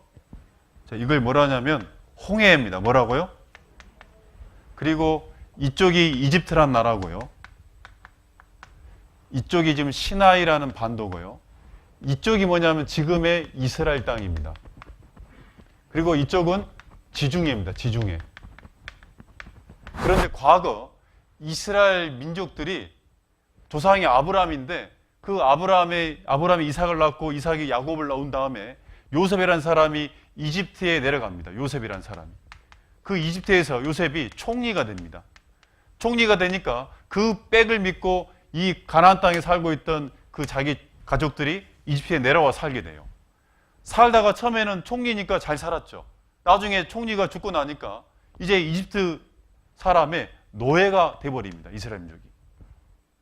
그게 400년 가까이 노예 생활을 하게 되는 거예요. 그러니까 너무너무 힘들죠, 살기가. 그때 이 사람들이 이제 하나님 도와주세요. 제발 우리를 이곳에서 좀 끄집어내 주십시오. 그때 하나님이 모세라는 사람을 보내가지고 이 이집트에 10가지 재앙을 내리고 이스라엘 민족을 이끌어서 어떻게 하냐? 이 홍해 앞으로 옵니다. 이 홍해 앞으로. 이게 홍해 앞으로 있습니다. 그때 이집트의 이 왕을 바로라 그럽니다. 바로. 파라오라 그러는데, 바로가 다시 군대를 이끌고 이집트 이쪽으로 이스라엘 민족 뒤로 쫓아온 거예요. 자, 뒤에는 군대가 있고 앞에는 뭐가 있어요? 홍해가 가로막고 있어요. 그래서 하나님이 이 홍해 바다를 이렇게 갈라버려요. 이렇게요. 그래서 이스라엘 민족이 건너갑니다. 그리고 이집트 군대가 이제 뒤를 따라 들어오니까 다시 하나님은 홍해를 덮어버립니다. 바닷물로. 그래서 바로와 그 군대들이 다 수장돼 버려요. 자, 이것을 직접 경험한 거예요. 자기 앞에서 바다가 갈라지는. 출애굽기 14장 한번 보겠습니다. 14장 21절. 21절, 22절 제가 읽어보겠습니다. 모세가 바다 위로 손을 내어 민대 여호와께서 큰 동풍으로 밤새도록 바닷물을 물러가게 하시니 물이 갈라져 바다가 마른 땅이 된지라. 이스라엘 자손이 바다 가운데 육지로 행하고 물은 그들의 좌우에 뭐가 됐다? 좌우에 홍해 바다가 갈라졌는데 바다가 좌우에 벽처럼 서 있는 거예요. 바다가 좌우에 벽이 됐다고요. 지금 남 얘기로 듣고 계세요, 지금? 바닷물이 빠진 거는 우리가 볼 수 있지만 벽이 서는 것은 여러분 가능해 불가능해요? 큰 동풍으로 특별한 지점을 일정하게 불게 되면 이 바다가 갈라지는 거거든요. 지금 그것을 보여줘 버린 거예요. 그러면 이스라엘 민족이 어떻게 하냐? 양쪽에 바다가 갈라진 상태에서 이걸 보면서 지나가는 거예요. 홍해를 지나가는 거예요. 그런 일을 봤으니 그들 마음속에 하나님이 계시다 안 계시다? 우리를 선택하신 부르신 여호와 하나님이 창조주다 창조주가 아니다.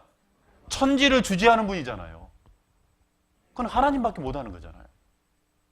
그리고 거기 14장 28절 제가 읽어보겠습니다. 결론입니다.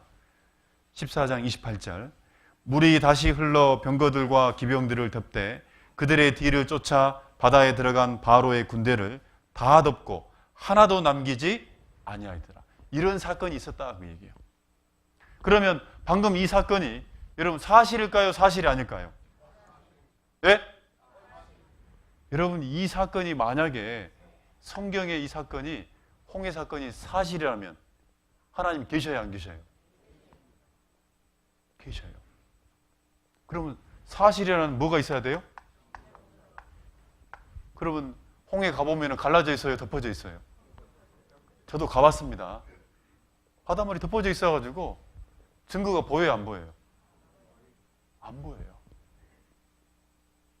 그래서 이 홍해 사건이 20세기까지 이 성경 사건 고고역 학자의 미스테리예요. 증거를 찾아내기가 힘들어요. 갈라져 있으면 얼마나 좋겠어요. 갈라져 있으면이. 그런데 여러분 이걸 알아야 돼요.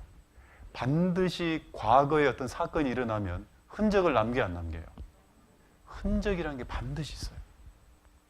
흔적이라는 게. 하나님이 그 흔적을 남겨놓은 거예요. 증거를 남겨놓은 거예요.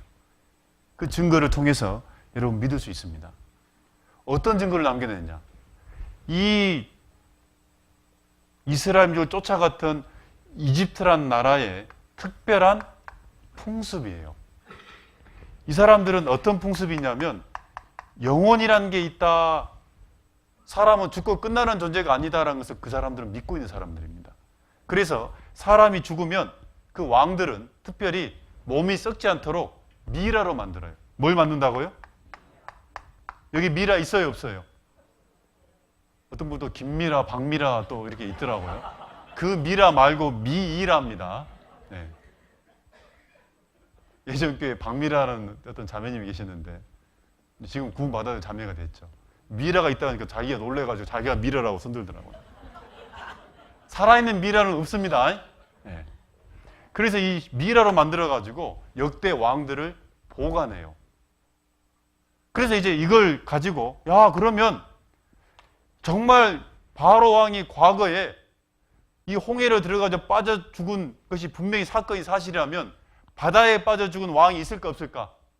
그 왕의 시체 미라가 있을 거다 그 얘기예요. 그러면 역대 왕에 있는 미라를 연구해 보면 바로 나온다 그 얘기예요. 그래서 여기 보면 이런 거예요. 여기 봅시다. 이 모세의 홍해 사건. 자, 이게 사실인지 아닌지 증거를 한번 따져보자는 겁니다. 첫 번째, 바다에 빠져 죽은 왕이 있는가 알아보자는 거예요. 만약에 왕의 이 시체를 조사해 봤더니 바다에 빠져 죽은 왕이 없다. 그럼 성경은 거짓말입니다. 내일부터 우리는 여기 올 필요 없어요. 저는 사기꾼이고. 그렇게 되는 거예요. 만약에 있다면 그 증거도 분명히 있어야 되겠죠? 그리고 두 번째, 그리고 출애굽 당시 이집트를 다스린 왕인가? 나오더라도 시점이 같아야 돼요. 시점이. 그러겠죠? 세 번째, 그 바다를 그 많은 군대들, 병거들, 마차들을 이끌고 들어갔기 때문에 홍해 당시 유물의 흔적이 남아야 돼, 안 남아야 돼요?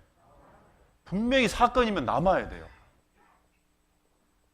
기병들만 600승이라 돼 있으니까, 병거들이 600승이라 돼 있으니까 엄청난 많은 군대가 들어간 거예요.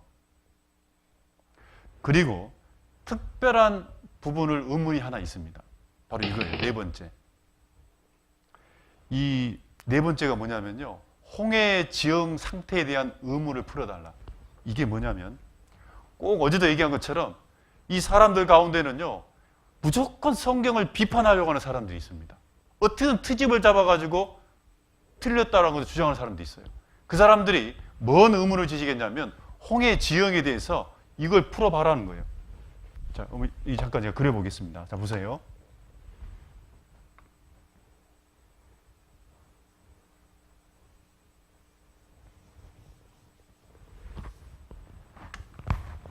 그럼 이게 뭔가요? 지 마음대로 그려놓고 뭐냐 말. 네, 이게 뭐냐면 홍해라는 바다의 단면도예요. 측면도 쉽게 가면 이게 바다예요. 바닷물이에요. 바다 표면이에요. 왜 그러냐면 왜 이것을 의문을 제기하냐면요. 여러분 홍해란 바다는 조그만 무슨 뭐 개울가가 아니에요. 맞아, 바다예요.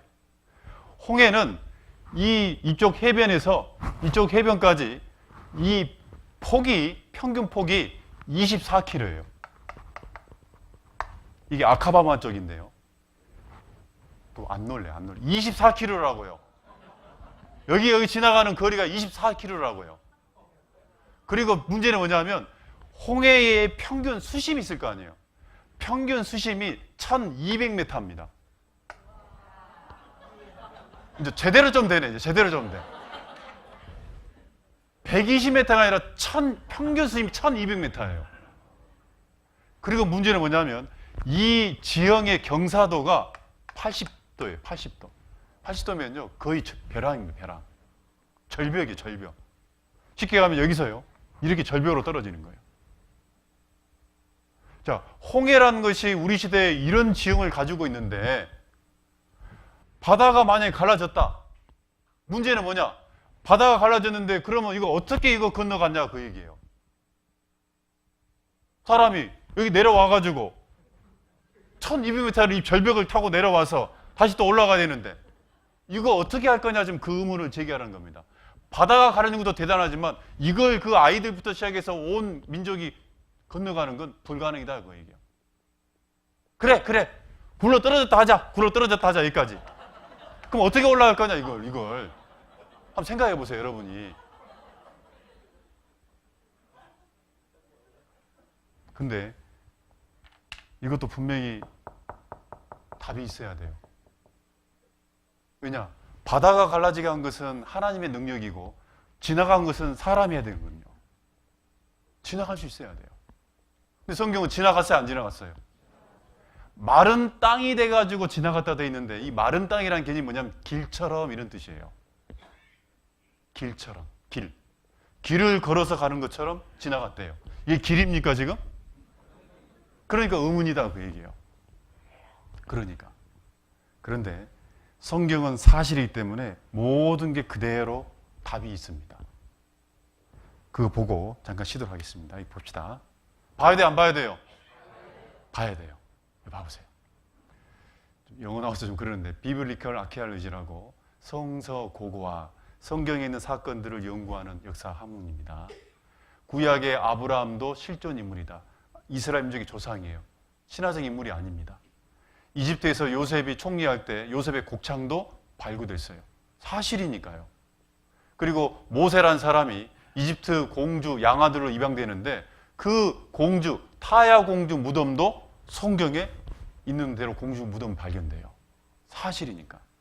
이집트의 가장 유명한 건축물이 피라미드하고 스핑크스입니다. 이런 엄청난 이집트에 있는 많은 건축물들 누가 다 쌓았냐? 원래 이집트 원주민들은 건축술이 없어요. 돌 깎는 기술이 없어요. 누가 했냐? 430년 동안 노예 생활을 했던 이스라엘 민족이에요. 그리고 이스라엘 민족이 바로 노예 생활을 했다는 그 벽화도 그대로 나와 있습니다. 사실이니까요. 이집트 왕은, 파로 왕은 이렇게 미러로 만들어서 관에다가 안치를 합니다. 이게 이집트 이 카이로 국립박물관인데요. 역대 왕이 있는, 시신이 있는 미라가 있는 방이 따로 있습니다. 2층에. 직접 가서 저 봤습니다. 이게 역대 미라들이에요. 자, 1975년에 모세를 추적하다 죽은 왕은 누구냐? 19조 메리네프타가 익사, 바다에 빠져 죽었다는 것이 실은 추정된다. 근거를 제시해야 된다. 근거가 뭐냐? 이거 봅시다. 자, 1번. 보통 이집트의 미라는 모두 젓갈색을 띠고 있는데 이 미라는 흰색이다. 다른 미라는 젓갈색이에요. 사람이 죽으면 젓갈색이에요. 근데 이 미라는 하얗게 떠 있어요. 물에 오래 들어가 있으면 하얗게 피가 뜹니다. 2번. 얼굴의 모양이 많이 일그러져 있다. 다른 미라는요, 깨끗한 상태에서 잠고 잘 사다가 죽었어요. 근데 이 미라는 바다에 빠졌다가 몸이 부풀잖아요. 바닷물 때문에. 그럼 빨리 끄집어내가지고 빨리 햇빛에 말리면 쭈글쭈글 돼버립니다. 일그러져 있어요. 이 왕만 그래요. 그리고 세 번째, 눈썹을 물감으로 그런 흔적이 있다. 눈썹이 없어요. 왜? 피부 모공이 떠가지고 눈썹 머리들이 다 빠져버립니다. 바다에 빠진 시체들은요. 그리고 네 번째, 귀가 무엇? 물고기인가 뜯어먹힌 듯 없는 데다가 이 귀가요, 물고기가 뜯어먹어놨어요. 그리고 다섯 번째, 몸에 뭐가 있다? 소금기로. 그리고 이 메르네프타 왕 비문에만 이스라엘 민족이 나옵니다. 참 희한하죠? 보통 미라는 젓갈색입니다. 이렇게 얼굴이 깨끗해요. 저보다 더 깨끗해 보면. 이게 뭐냐, 세티 1세예요. 아까 메르네프타 왕의 할아버지 왕이에요. 전쟁 왕이죠. 전쟁 왕. 정복 왕이죠. 그리고 이게 그 유명한 람세스 2세 건축 왕이죠. 메브리코입니다. 이 왕의 원래 특징이 메브리코. 그리고 이 왕의 13번째 아들이 누구냐? 바로 이 왕이에요. 메르네프타, 이 주인공. 말 안 듣게 생겼잖아요. 하나님 그렇게 고집 피웠습니다. 이렇게 하얗습니다. 물감으로 그려놨고요. 귀가 뚜둥이도 없고요. 하얗고 소금기로 덮여 있습니다. 심지어 이 사람 왼쪽 발도 뜯어먹게 할 거 없어요. 바닥에 빠져 죽었습니다. 이 사람 비문에만 이렇게 아예 표시를 해놨습니다. 기름으로. 이스라엘 민족은 괴멸되고 없다. 여러분 다 알죠? 이 글자? 네, 다 알잖아요. 그리고 이제 아까 홍수의 의문 생각해 봅시다. 성경은 잘 보세요. 이스라엘 민족이 홍해를 건널 때 건너기 직전에 장막을 칩니다. 텐트를. 장막을 쳤던 그 지점이 나와요. 출애굽기 14장 2절에 이스라엘 자손을 명하여 돌쳐서 바다와 밑돌 사이에 비하이롯 앞 곧 바알스본 맞은편 바닷가에 장막을 치게 했다. 바로 비하이롯이라는 곳에 장막을 치게 했어요. 그러면 그 홍해의 고대 지명으로 비하이롯이 어디냐? 찍어보니까 누에이바라는 이 지역이 옛날 이루는 비하이롯이에요. 바로 이 지역이에요. 이게 이 지역. 바로 이 지역이에요. 하늘에 찍어보면 이겁니다. 이건 홍해고 이쪽은 이제 반도죠. 시나이 반도.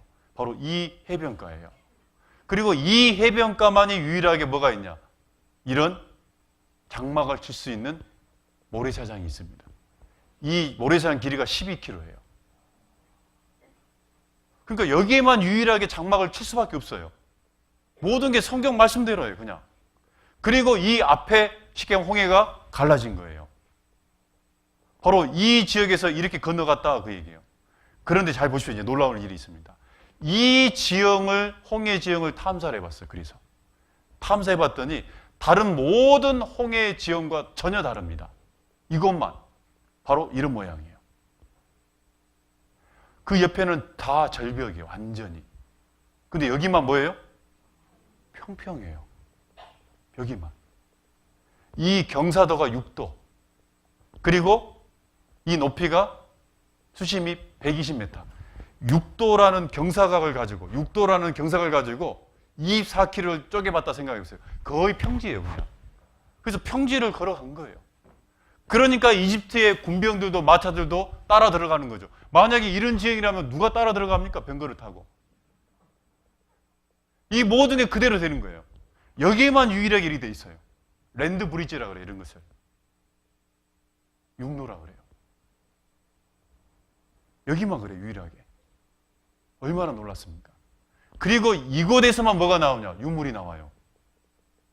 이곳에서만 병거, 과거 유물들이 이렇게 나와요. 전차 축이라든지 이런 것들이. 여기서만 나와요. 이렇게. 이런 모양이었던 것들이 산호 속에 이렇게 박혀 있어요. 이런 모양이었던 전차들이 이렇게 밖에 발견돼요. 여러분, 사실이에요, 사실이 아니에요. 그래서 이스라엘 민족이 그것을 봤기 때문에, 스스로 지나갔고 그 모든 걸 봤기 때문에 여호와 그 종 모세를 믿었다, 안 믿었다? 믿었더라. 우리는 사건을, 우리는 역사적인 증거를 통해서 믿어야 안 믿어요? 그래서 성경이 누구 말씀이다? 하나님 말씀이에요. 기분 좋게 5분 쉬겠습니다. 찾아보겠습니다. 신명기 11장. 신명기 11장, 구약 성경 5번째 성경입니다. 창세기, 출애굽기, 레위기, 민수기, 신명기 11장 26절, 신명기 11장 26절부터 28절, 제가 천천히 읽어보겠습니다. 신명기 11장 26절로 28절. 내가 오늘날 복과 저주를 너희 앞에 두나니 너희가 만일 내가 오늘날 너희에게 명하는 너희 하나님 여호와의 명령을 들으면 복이 될 것이요, 너희가 만일 내가 오늘날 너희에게 명하는 도에서 돌이켜 떠나 너희 하나님 여호와의 명령을 듣지 아니하고 본래 알지 못하던 다른 신들을 좇으면 저주를 받으리라. 방금 이 말씀은 어떤 상황에서 이 말씀을 했냐면, 아까 이스라엘 민족이 어느 나라에 노예 있었어요? 이집트란 나라에 노예 생활할 때 이제 하나님이 모세를 통해서 아까 홍해를 건넜잖아요. 그 홍해를 건널 때 나온 것이 어디냐면 광야입니다. 사막입니다. 이 광야에서 이제 홍해를 건넌 이후에 광야에서 40년 동안 생활을 하는데요. 이 광야에 나와가지고 이제 하나님이 모세와 그 백성들에게 자, 우리 약속을 하자 얘기하는 거예요. 약속을 해보자.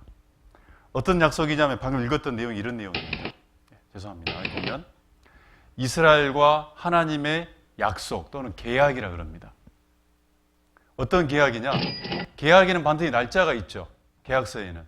방금 읽었던 이 말씀은 3,500년 전 상황입니다.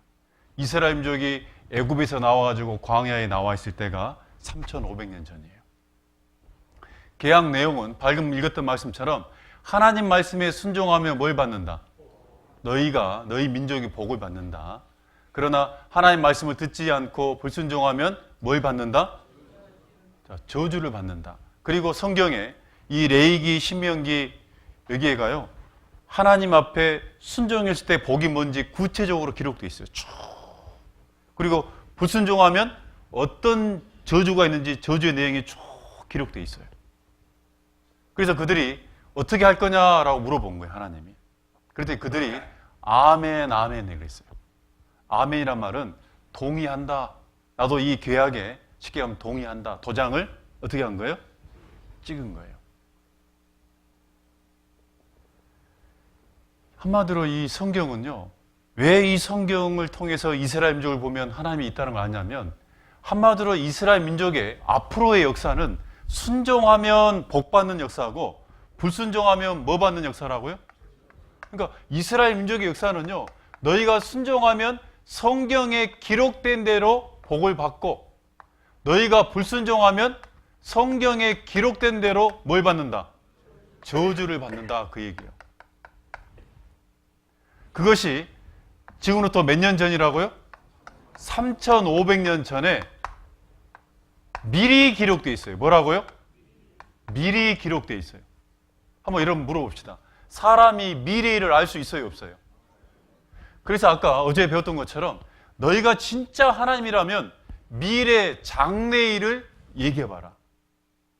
그 얘기한 대로 미리 기록한 대로 그대로 그것이 성취되면 너희의 신됨을 우리가 안다, 모른다? 안다, 그 얘기예요. 그래서 이스라엘 민족은요, 다른 모든 민족과 다른 게 하나 있어요. 그게 뭐냐면 역사가 미리 기록되어 있어요. 여러분, 사람의 역사는 지나온 다음에 기록하는 거예요? 미리를 기록하는 거예요? 그런데 이스라엘 민족은 이 성경에 역사의, 과거의 역사, 그리고 중간에 어떤 역사, 앞으로 이스라엘 민족의 미래 역사까지 3,500년 전에 미리 모든 역사가 딱 흥망성쇠가 다 기록되어 있습니다. 또 안 놀래. 이스라엘 민족의 역사가 지금 우리가 보고 있는 성경책 속에 미리 기록되어 있다고요. 미리. 스크래치. 저는 이미 스크래치예요. 억지. 그런데 하나님은 그래서 이걸 통해서 너희가 하나님을 알고 믿으려고. 여러분, 솔직히 제가 하나님 마음을 다 안다면 너무 더 간절히 얘기하고 싶습니다, 여러분한테. 너무 중요한 문제예요. 하나님이 오직 했으면 이스라엘 민족을 선택해서 또 믿게 하겠어요. 그것도 역사를 미리 기록함으로 그대로 됐는지 안 됐는지 너희 성경 있지 않냐? 이제 확인해 보면 될 거 아니냐, 그 얘기예요. 너무너무 이건 간단한 문제거든요. 그래서 실은요, 화면을 보시면 이스라엘 민족의 역사는 미리 기록된 역사다. 그러면 이스라엘 민족은 그 광야부터 시작해가지고 지금 우리 시대가 오기까지 3,500년이라는 이 시기가 가면 시간이 있는데 순종을 많이 했을까요? 불순종을 많이 했을까요? 어떻게 그리 잘하세요? 여러분요, 왜 우리가 잘할 수밖에 없냐면 성경 몰라도 압니다. 왜 그러냐면요, 이스라엘 민족이나 우리나 같아요, 달라요? 똑같아요. 그래서 이스라엘 민족의 모습은 결국 우리의 모습이고 우리 인생의 모습은 결국 이스라엘 민족 똑같아요. 특별한 사람들이 아니에요. 우리가 인생 살아오면서 쉽게 가면 양심대로 사는 것이 많았습니까? 그러지 않는 게 많았습니까? 그러니까 우리는요 똑같아요. 이스라엘 민족은 순종은 예를 들어서 10이라면 불순종은 100이에요. 불순종이 훨씬 더 많았어요. 그러면 저주가 많은 역사여야 돼요? 복이 많은 역사여야 돼요? 저주예요. 하나님이 이스라엘 민족을요 이제 나라를 세워줬어요. 나라를. 그런데 그들이 나라를 세워가지고 하나님께 순종할 때는 주변 나라를 다 정복해가지고 이 다윗이라는 3000년 전의 왕은요 헤브라이즘 문명을 일으킬 정도로 큰 영향을 미쳤던 왕이 됩니다. 그런데 다윗 이후에 지혜의 왕 솔로몬, 그리고 솔로몬 이후에 이제 이 사람들이 우상을 또 섬기게 됩니다. 그러니까 하나님이요 나라를 딱 쪼개버렸어요. 북쪽 이스라엘, 남쪽 유다로. 지금 우리나라처럼 남북으로요. 그럼 이 쪼개지면은 자기들이 정신을 차려야 되잖아요. 자기 역사 가운데 문제가 생긴다는 것은 우리가 하나님께 죄를 지었다는 증거거든요. 그런데 북이스라엘은요 계속해서 하나님을 대적합니다. 그러니까 하나님이 북이스라엘 나라를 아예 전멸시켜버립니다. 과거 BC 722년에 아수르라는 제국에 의해서 멸망시켜버립니다. 그러면 동생 남유다 나라는 형님의 나라가 잘못 살아가니까 멸망했구나, 우리 정신 차리자 그러면 좋을 텐데 결국 이 나라도 하나님께 불순종합니다. 그래서 하나님이 BC 606년에 아까 얘기했던 바벨론이라는 그 나라에 의해서 멸망을 시켜버립니다. 불순종하니까요. 그리고 이방 나라에 쉽게 가면 다시 식민지가 되는 거예요. 식민지 생활을 바벨론부터 시작해가지고요. 나중에 페르시아, 헬라, 그리스 있잖아요. 헬라, 그리고 나중에 과거 2000년 전에 로마 시대까지 600년 동안 식민지 생활을 하게 됩니다. 몇 년 동안요? 그리고 그 600년 동안 하나님 앞에 쉽게 가면 고통을 당하면서 하나님은 또 뭘 하냐면 하나님은 꼭 약속을 꼭 지켜요. 그들이 죄를 지적하고 너희들 돌아와야 된다, 잘못된 삶을 버리고 돌아와야 된다. 그래서 선지자를 600년 동안 계속 보냅니다. 하나님의 선지자를요. 하나님의 약속을 지키거든요. 징계는 징계대로, 하나님의 뜻은 하나님의 뜻대로 하십니다. 그런데 그들이요 이 600년 동안 그 죄 가운데 있으면서 선지자가 와가지고 이렇게 살면 안 됩니다, 하나님이 계시지 않냐고, 세상이 다가 아니라고, 죽음 앞에 무엇이 중요한지를 알아야 되지 않겠냐고, 내가 가지고 있는 거 공수래 공수를 하고, 빈손으로 왔다 빈손으로 가는 게 인생이라고, 진짜 인생의 문제는 내 영혼의 문제를 해결하는 거라고, 하나님 앞에 그 말씀을 통해서 내 영혼의 문제를 해결하자고. 근데 그들은요 자기의 죄를 지적하고 눈에 보이지 않는 뭐 천국 지옥 그런 데 관심이 없었어요. 그러니까 선지자들을요 죽였습니다. 어떤 선지자는 돌로 쳐 죽이고요, 어떤 선지자는요 이 끓는 물에 넣어서 죽이고요, 어떤 선지자는 톱으로 썰어서 죽였어요. 하나님은요 선지자를 죽이는 것은 결국 이 선지자를 보내신 누구를 대적하는 거예요? 그러니까 하나님이 계속해서 저주를 한 겁니다. 그리고 하나님은 약속은 또 지키잖아요.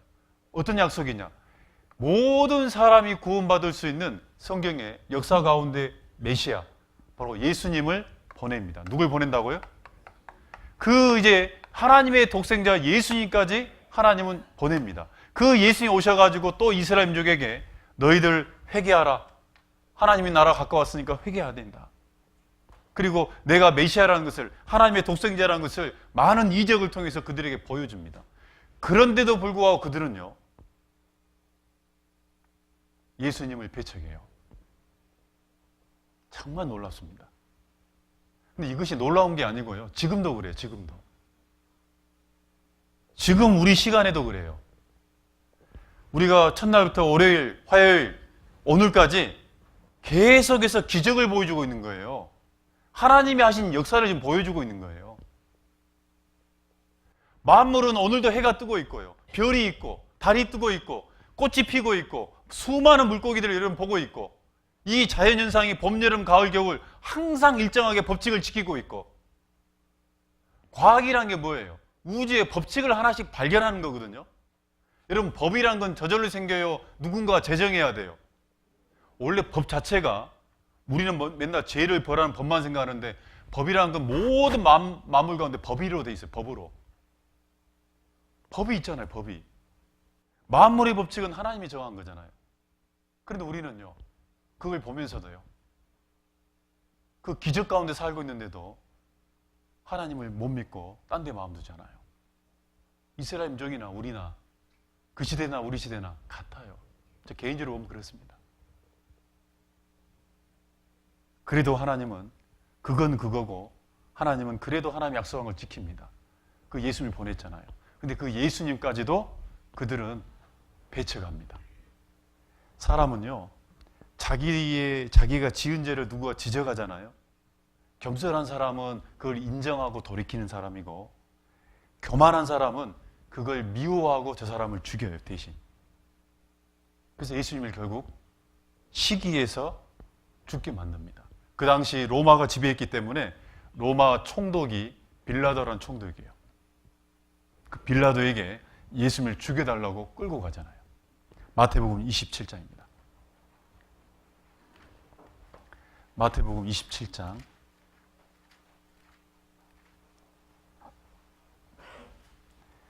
마태복음 27장 22절. 마태복음 27장 22절. 빌라도가 가로되 그러면 그리스도라 하는 예수를 내가 어떻게 하랴? 저희가 다 가로되 십자가에 못 박혀야 하겠나이다. 빌라도가 가로되 어찌 미뇨? 무슨 악한 일을 하였느냐? 저희가 더욱 소리질러 가로되 십자가에 못 박혀야 하겠나이다 하는지라. 빌라도가 아무 효험도 없이 도리어 밀란이 나르는 것을 보고 물을 가져다가 무리 앞에서 손을 씻으며 가로되 이 사람의 피해에 대하여 나는 무죄하니 너희가 당하라. 빌라도는요, 예수님을 죽여달라고 이스라엘 백성들이 끌고 오니까 예수님이 도대체 무슨 죄가 있길래 죽여달라 그러냐, 무슨 악한 일을 했냐. 예수님 악한 일이 없어요. 그 얘기는 죄가 없느니라. 무조건 죽여달라는 거예요. 그러니까 나중에는 빌라도가 계속 이렇게 욕을 하니까요, 그들이 이제 밀란을 일으키려고 선동을 하는 겁니다. 그러니까 빌라도가 이 군중 때문에 안 되겠다 싶어서 그러면 물을 가져다 손을 씻으면서요, 죄 없는 예수님을 죽이는 핏값에 대해서 나는 쉽게 가면 빠지겠다. 죄 없는 사람을 죽이는 것, 그 저주 어떻게 할 거냐 그 말이에요. 그때 그들이 25절에 같이 읽겠습니다. 백성이 다 대답하여 가로되 그 피를 우리와 우리 자손에게 돌릴지어다 하거늘. 그 예수님을 죽이는, 하나님의 독생자 예수님을 죽이는 그 핏값, 우리와 누구에게요? 우리 후손, 자손들에게 저주를 내리십시오. 이들이 했던 말이 성경에 기록됐다는 것은, 여러분 성경에 기록된 것은 반드시 이루어져야 돼, 안 이루어져야 돼요? 여러분 성경에 어떤 내용이 말씀으로 기록된 것은 반드시 하나님 말씀으로 성취돼야 됩니다. 정말 그들은 예수님을 결국 십자가에 죽입니다. 예수님을 십자가에 죽였으면 저주가 있어야 돼, 없어야 돼요? 있어야 돼, 없어야 돼요? 있어야 돼요. 여러분요, 인간이, 잘 들으십시오. 인간이 하나님에게 가장 큰 죄를 지을 수 있는 게 뭐냐? 그게 뭐냐면 예수님을 배척하는 죄예요. 자, 예를 들어서요, 예수님은 성경에 하나밖에 없는 독생자로 되어 있어요. 하나님 앞에 독생자예요. 하나밖에 없는 아들. 여러분이 인생을 살면서요, 만약 예를 들어서 이웃들이 여러분한테 예를 들어서 욕을 했어요. 나한테 욕을 하고 막 시비를 걸고 때로는 내게 막 폭언을 하고 서로 싸우기도 하고, 자, 그런 죄들, 그런 죄가 나한테 클까요? 내가 만약에 하나밖에 있는 아들이 있는데 그 사람들이 내 아들을 죽인 죄가 나한테 가장 큰 죄일까요? 어떤 죄일 것 같아요? 아들입니다. 그래서 여러분요, 이스라엘 민족이 예수님을 배척하기 전에 어떤 도덕적인 율법적인 죄를 지은 죄, 그거는 예수님이 죽인 죄에 비해 아무것도 아니에요. 그거 수백 번 당해도 내 아들만 살아있으면 당해도 된다는 것이 부모의 마음이에요. 그런데 하나님의 독생자를 메시아를 보냈더니 그 아들을 죽여버린 거예요. 그러면 하나님에게는요, 하나님 자신보다 더 사랑이 가는 게 뭐예요? 자식이잖아요. 그래서 예수님을 죽인 이 핏값은 가장 큰 저주가 있어야 됩니다. 그리고 성경 말씀대로 그 피를 우리와 우리 자손에게 돌릴지어다. 이 봐봅시다. 자, 우리는 지금 언제 살고 있냐면요, 2019년입니다. 그리고 예수님이 십자가에 돌아가신 시점이 바로 과거 2000년 전에 있었잖아요. 그리고 예수님은 십자가에 죽기 전에 이스라엘 땅에 오셔가지고 이제 3년 반 동안, 33살에 3년 반 동안 말 그대로 하나님의 말씀을 전합니다. 그런데 중요한 게 있어요. 그들이 예수님을 죽인 다음에 언제 멸망하냐면 AD 70년에 그 예수님을 죽였던 그 당시 이스라엘 민족이 AD 70년에 예루살렘이 멸망합니다. 성경 말씀대로 우리 멸망합니다. 그런데 이 멸망이 예수님이 죽기 전에 살아있을 때 이 성경에다가 너희가 이렇게 멸망할 것을 예수님이 예언을 합니다. 뭐라고요? 자, 그것도 먼저 보겠습니다. 그게 성경 말씀입니다. 누가복음 19장입니다. 누가복음 19장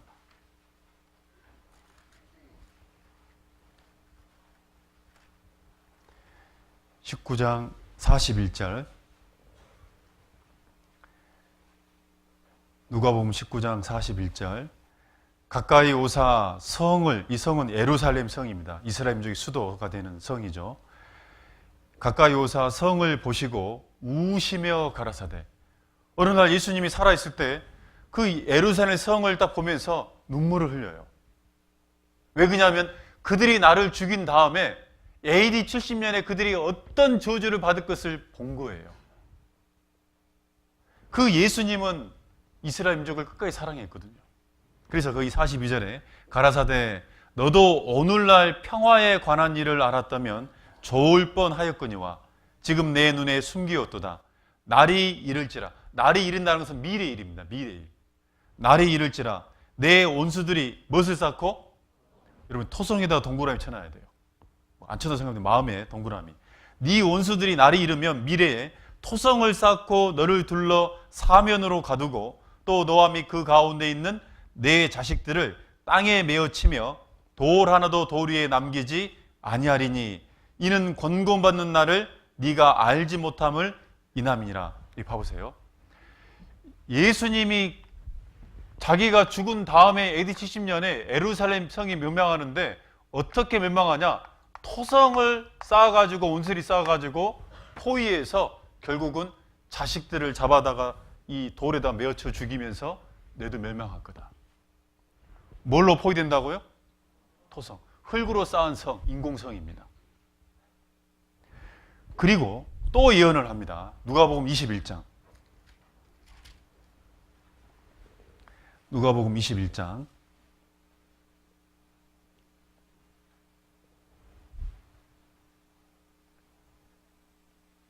20절 제가 읽어보겠습니다.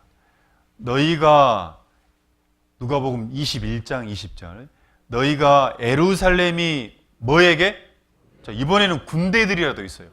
군대들에게 에워싸이는 것을 보거든 그 멸망이다. 멸망이 가깝다. 그 멸망이 가까운 줄을 알라. 그때 유대에 있는 자들은 산으로 도망할지며 성내에 있는 자들은 나갈지며 촌에 있는 자들은 그리로 들어가지 말지어다. 22절 이 날들은 기록된 모든 것을 이루는 형벌의 날이니라. 자, 이번에는 예언을 하는데 너희들 군대들에게 그 예루살렘이 포위될 거다. 군대들이 너희들을 포위할 때는 멸망이다. 이제 멸망이 가깝다.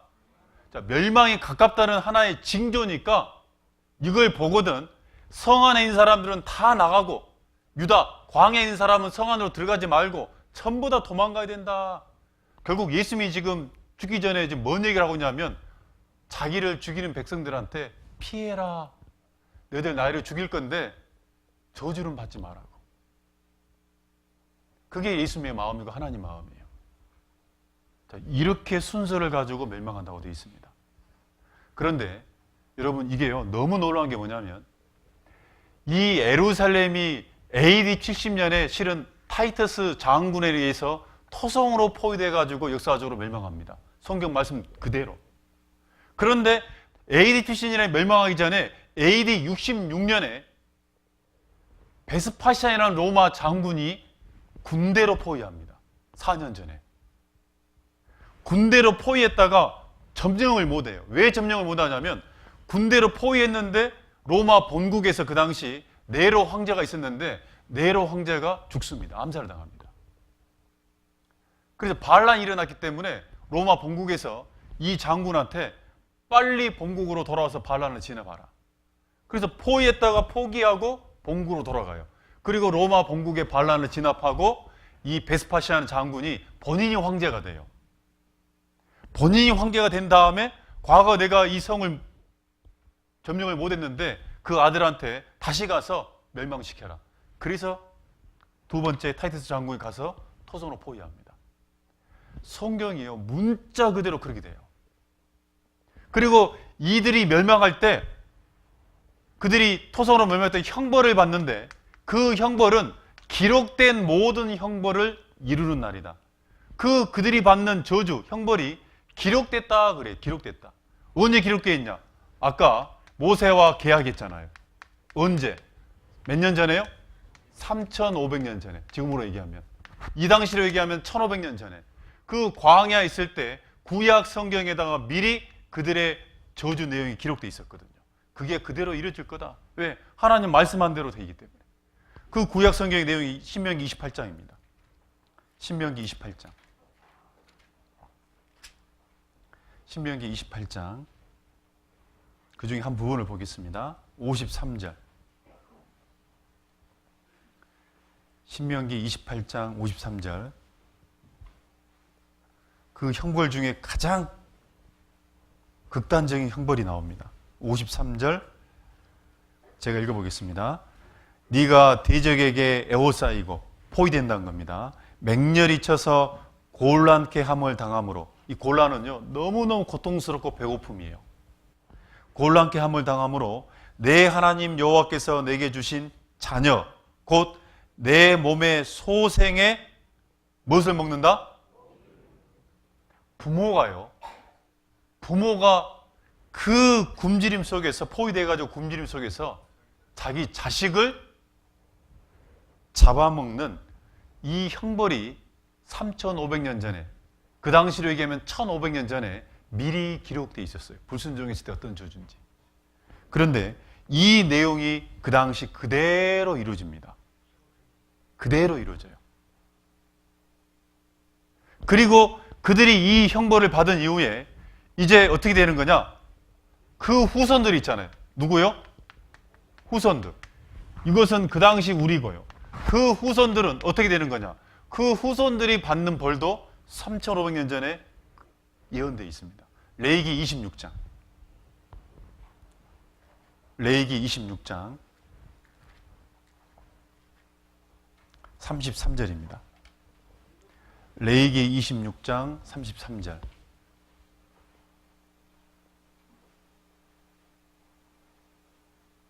구약 성경 레위기 26장 33절. 구약 189페이지. 창세기, 출애굽기, 레위기. 레위기 26장 33절. 제가 천천히 읽어보겠습니다. 내가 너희를 열방이라는 건 전 세계예요. 전 세계 중에 흩을 것이요 내가 칼을 빼어 너희를 따르게 하리니 너희의 땅이 황무하며 너희의 성읍이 황폐하리라. 자, 이 화면 봅시다. 방금 읽었던 내용을 정리해 보면요. 그 피를 누구? 우리와 우리 자손에게.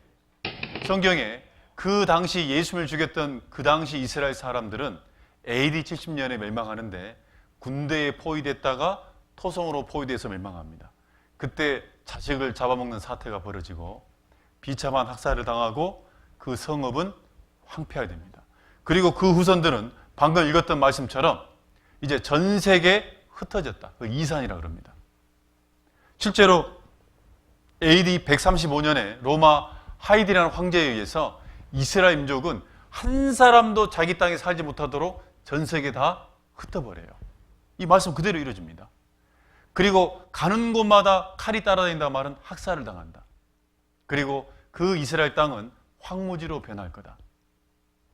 이렇게 성경은 예언돼 있었고 우리는 지금 언제 살고 있다고요? 우리는 지금 여기 살고 있기 때문에 우리 입장에서 볼 때는 이 모든 건 미래 일이에요, 과거 일이에요? 과거 일이에요, 우리가 볼 때는. 그래서 우리는요, 성경은 미래 예언을 얘기한 거지만 우리가 볼 때는 과거 일을 생각해 보는 거예요. 과거는요, 역사가 기록되어 있으니까 그 역사를 근거해서 성경대로 이렇게 됐는지 확인해 보면 돼요. 확인해 보면. 확인해 보고 마치도록 하겠습니다. 봅시다. 잠깐, 확인해 봐야 되는가요? 확인해 봐야 돼요.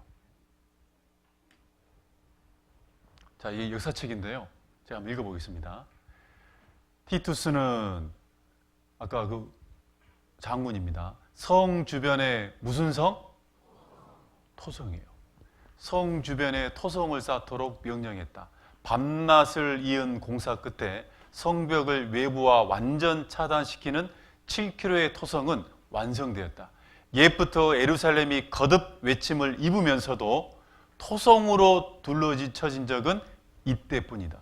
지금까지 4,000년 동안 예루살렘이 토성으로 포위된 적은 AD 70년 타이투스 장군 때 딱 한 번이에요. 성경 말씀대로. 이거는 그 당시 요세푸스라는 역사학자입니다. 그 당시 예루살렘이 토성으로 포위돼가지고 죽는 것을 직접 눈앞에서 본 사람이에요. 그 사람이 그 상황을 쭉 적어놨어요. 본대로. 이 사람이 역사 가운데 유대 전쟁사라는 것이 지금 하버드 판에 박물관에 있습니다. 그 내용을 보면 이런 거예요.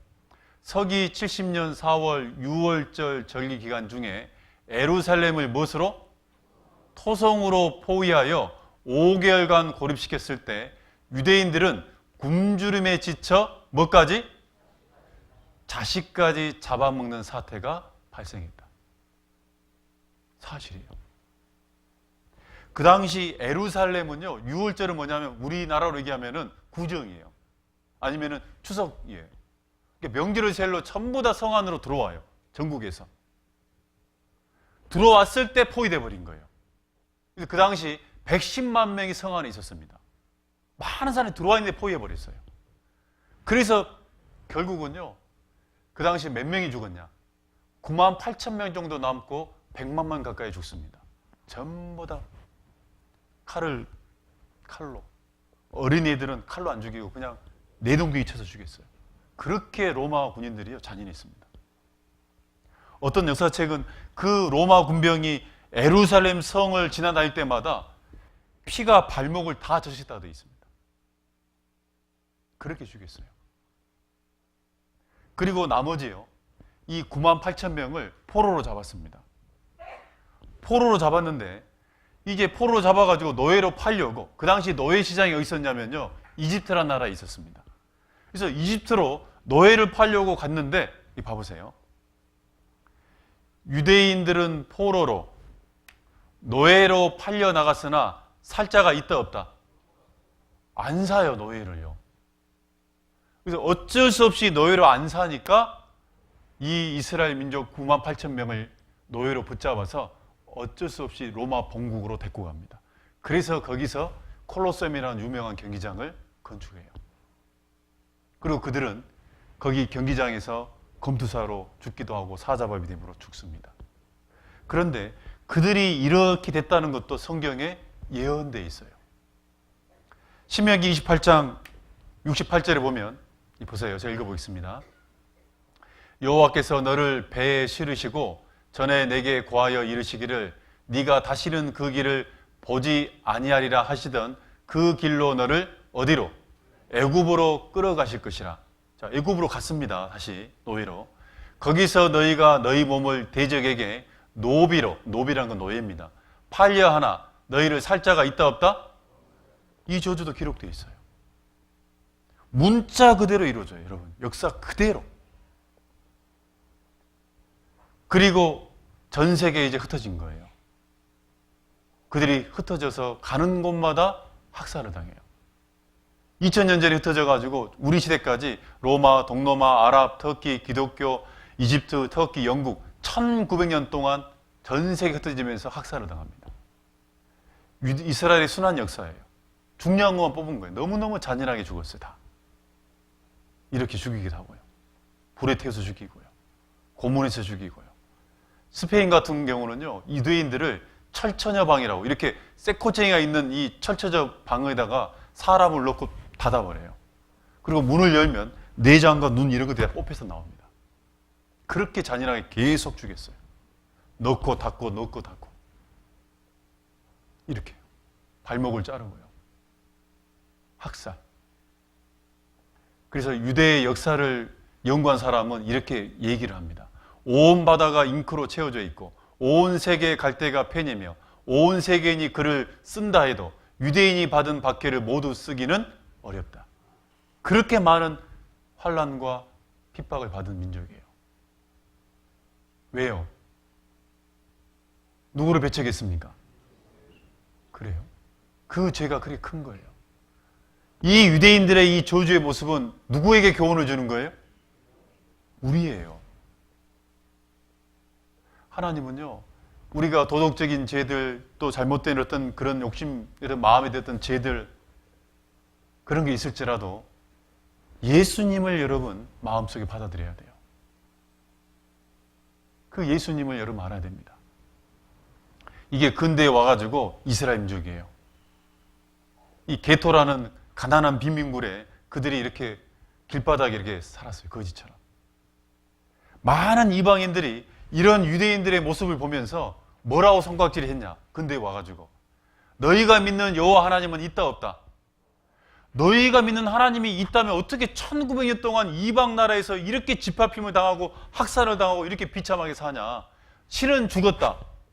이 사람을 말한 사람이 누구냐면 누구예요? 니체란 사람이에요. 원래 니체란 사람이 유대인입니다. 그는 유대인으로서 하나님 믿는 사람인데 자기 민족이 이렇게 계속해서 저주를 받으니까 우리가 섬기고 있는 하나님은 죽었는갑다 얘기한 겁니다. 여러분, 하나님이 죽은 거예요? 이 모습은 하나님이 있기 때문에 이런 모습이 있는 거예요. 그러니까 성경을 모르면 오해한다니까요. 이스라엘 민족이 저주받는 역사, 왜 이방 가운데 환난을 받았냐? 왜 이렇게 끔찍하게 학살을 당했냐? 하나님 말씀대로 그들이 예수님을 배척하고 하나님을 대적하고 하나님이 주시는 복보다는 세상을 쫓아서 저주를 쫓았기 때문에 그렇습니다. 하나님이 계시다는 증거예요. 1939년부터 1945년까지요. 이 독일 히틀러가 2차 대전을 일으킵니다. 히틀러가 전쟁을 일으킨 목적이 뭐냐면 세계 지배가 아니에요. 유대인들을 전멸하는 전쟁이었습니다. 유대인이 사는 아파트예요. 문을 다 잠가놓고 불을 질러버려요. 그럼 그 안에서 사람들이 불에 타서 뛰어내리는, 이게 지금 사람이 뛰어내리는 모습인데 이게 화살표리 약간 돼 있잖아요. 이 사람이거든요. 지금 여기 다리고요. 위에는 왜 하얗냐? 불이 붙어가지고 하얗게 찍힌 겁니다. 유대인한 이유만으로 총살을 시킵니다. 먼저 몇 사람이 쓰러져 죽어져 있죠? 이렇게. 저는 이것을 볼 때마다요. 한번 생각해 보세요, 여러분. 여러분, 언젠가는 우리는 죽음 앞에 서 있습니다. 내게 필요한 게 뭘까요? 다 필요 없어요. 영원한 천국에 갈 수 있는 소망을 갖고 있는 사람만이 죽음을 준비한 사람이고 그 죽음을 당당하게 기쁘게 받을 수 있는 사람이에요. 그렇지 않으면 벌벌 떨다가 고통 가운데 죽습니다. 그리고 유대인이라는 표시로 이런 육각형의 유대라는 다윗의 별을 달게 있습니다. 실제로 이렇게. 그런 다음에 어느 순간 1942년 되니까 다윗의 별을, 유대인의 상징하는 별을 달고 있는 사람들은 전부 다 끌어모아라. 그리고 수용소를 만들어 놓고 끌고 왔습니다.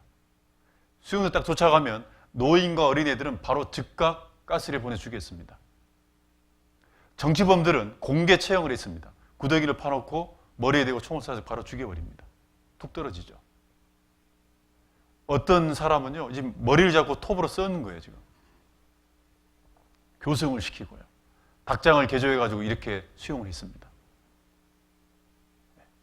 도망가면 이 전기 때문에 그대로 감전돼 죽어 있어요. 치질 않습니다. 견본으로. 이사야 3장에 보면 이사야 2600년 전의 성경이에요. 그들이 어떤 모습으로 죽을지를 이렇게 쭉 저주, 죽는 모습을 이렇게 예언해 놓은 겁니다. 하체가 드러나서 죽을 거다. 쉽게 하면 발가벗겨져가 죽을 거다. 장식한, 쉽게 하면 장식구 있잖아요. 이런 것들이 다 죄에서 죽을 거다. 썩은 냄새가 향을 대신할 거다. 여러분, 사람 썩는 냄새 맡아보셨어요? 그렇게 사람이 많이 죽어도 사람을 썩는 냄새를 사람이 못 맡습니다. 왜냐? 장례를 치르기 때문에 그래요. 근데 이스라엘 민족은요, 사람이 죽으면 좋게 장례를 흙에다 묻어준다든지 안 해주고 그냥 들판에다가 길에다가 던져놔버려요. 그래서 썩은 냄새가 향을 대신해요. 그리고 대머리가 숱한 머리털을 대신할 거다. 쉽게 머리를 다 깎아서 죽여요. 그리고 자자한 흔적, 자자한 흔적, 고문 흔적이에요. 불로 댄 흔적, 이 자자형이라 그럽니다. 이렇게요. 다 머리 깎았죠? 남자, 여자 다. 그리고 죽기 전에는 발가벗겨요. 성경 말씀대로 노인들, 여자들도 마찬가지입니다. 그들이 가지고 있는 안경부터 시작해가지고 의족들, 그들이 갖고 있는 모든 목걸이 전부 다, 심지어 금융법까지 다 빼가지고 결국 죽을 때는 발가벗겨서 죽여버립니다. 그 머리털은 독일 잠수함 방주로 사용하고요. 이 신발 주인들 다 죽었어요. 그 당시 몇 명이 죽었냐? 600만 명이 죽었어요. 몇 명이라고요? 여러분요, 많은 분들이 600만 명 그러면 이게 얼마나 큰 숫자인지 잘 몰라요. 하루에 3,000명씩 매일 5년 동안 죽여도 600만 명이 안 돼요. 웃을 일은 아니잖아요.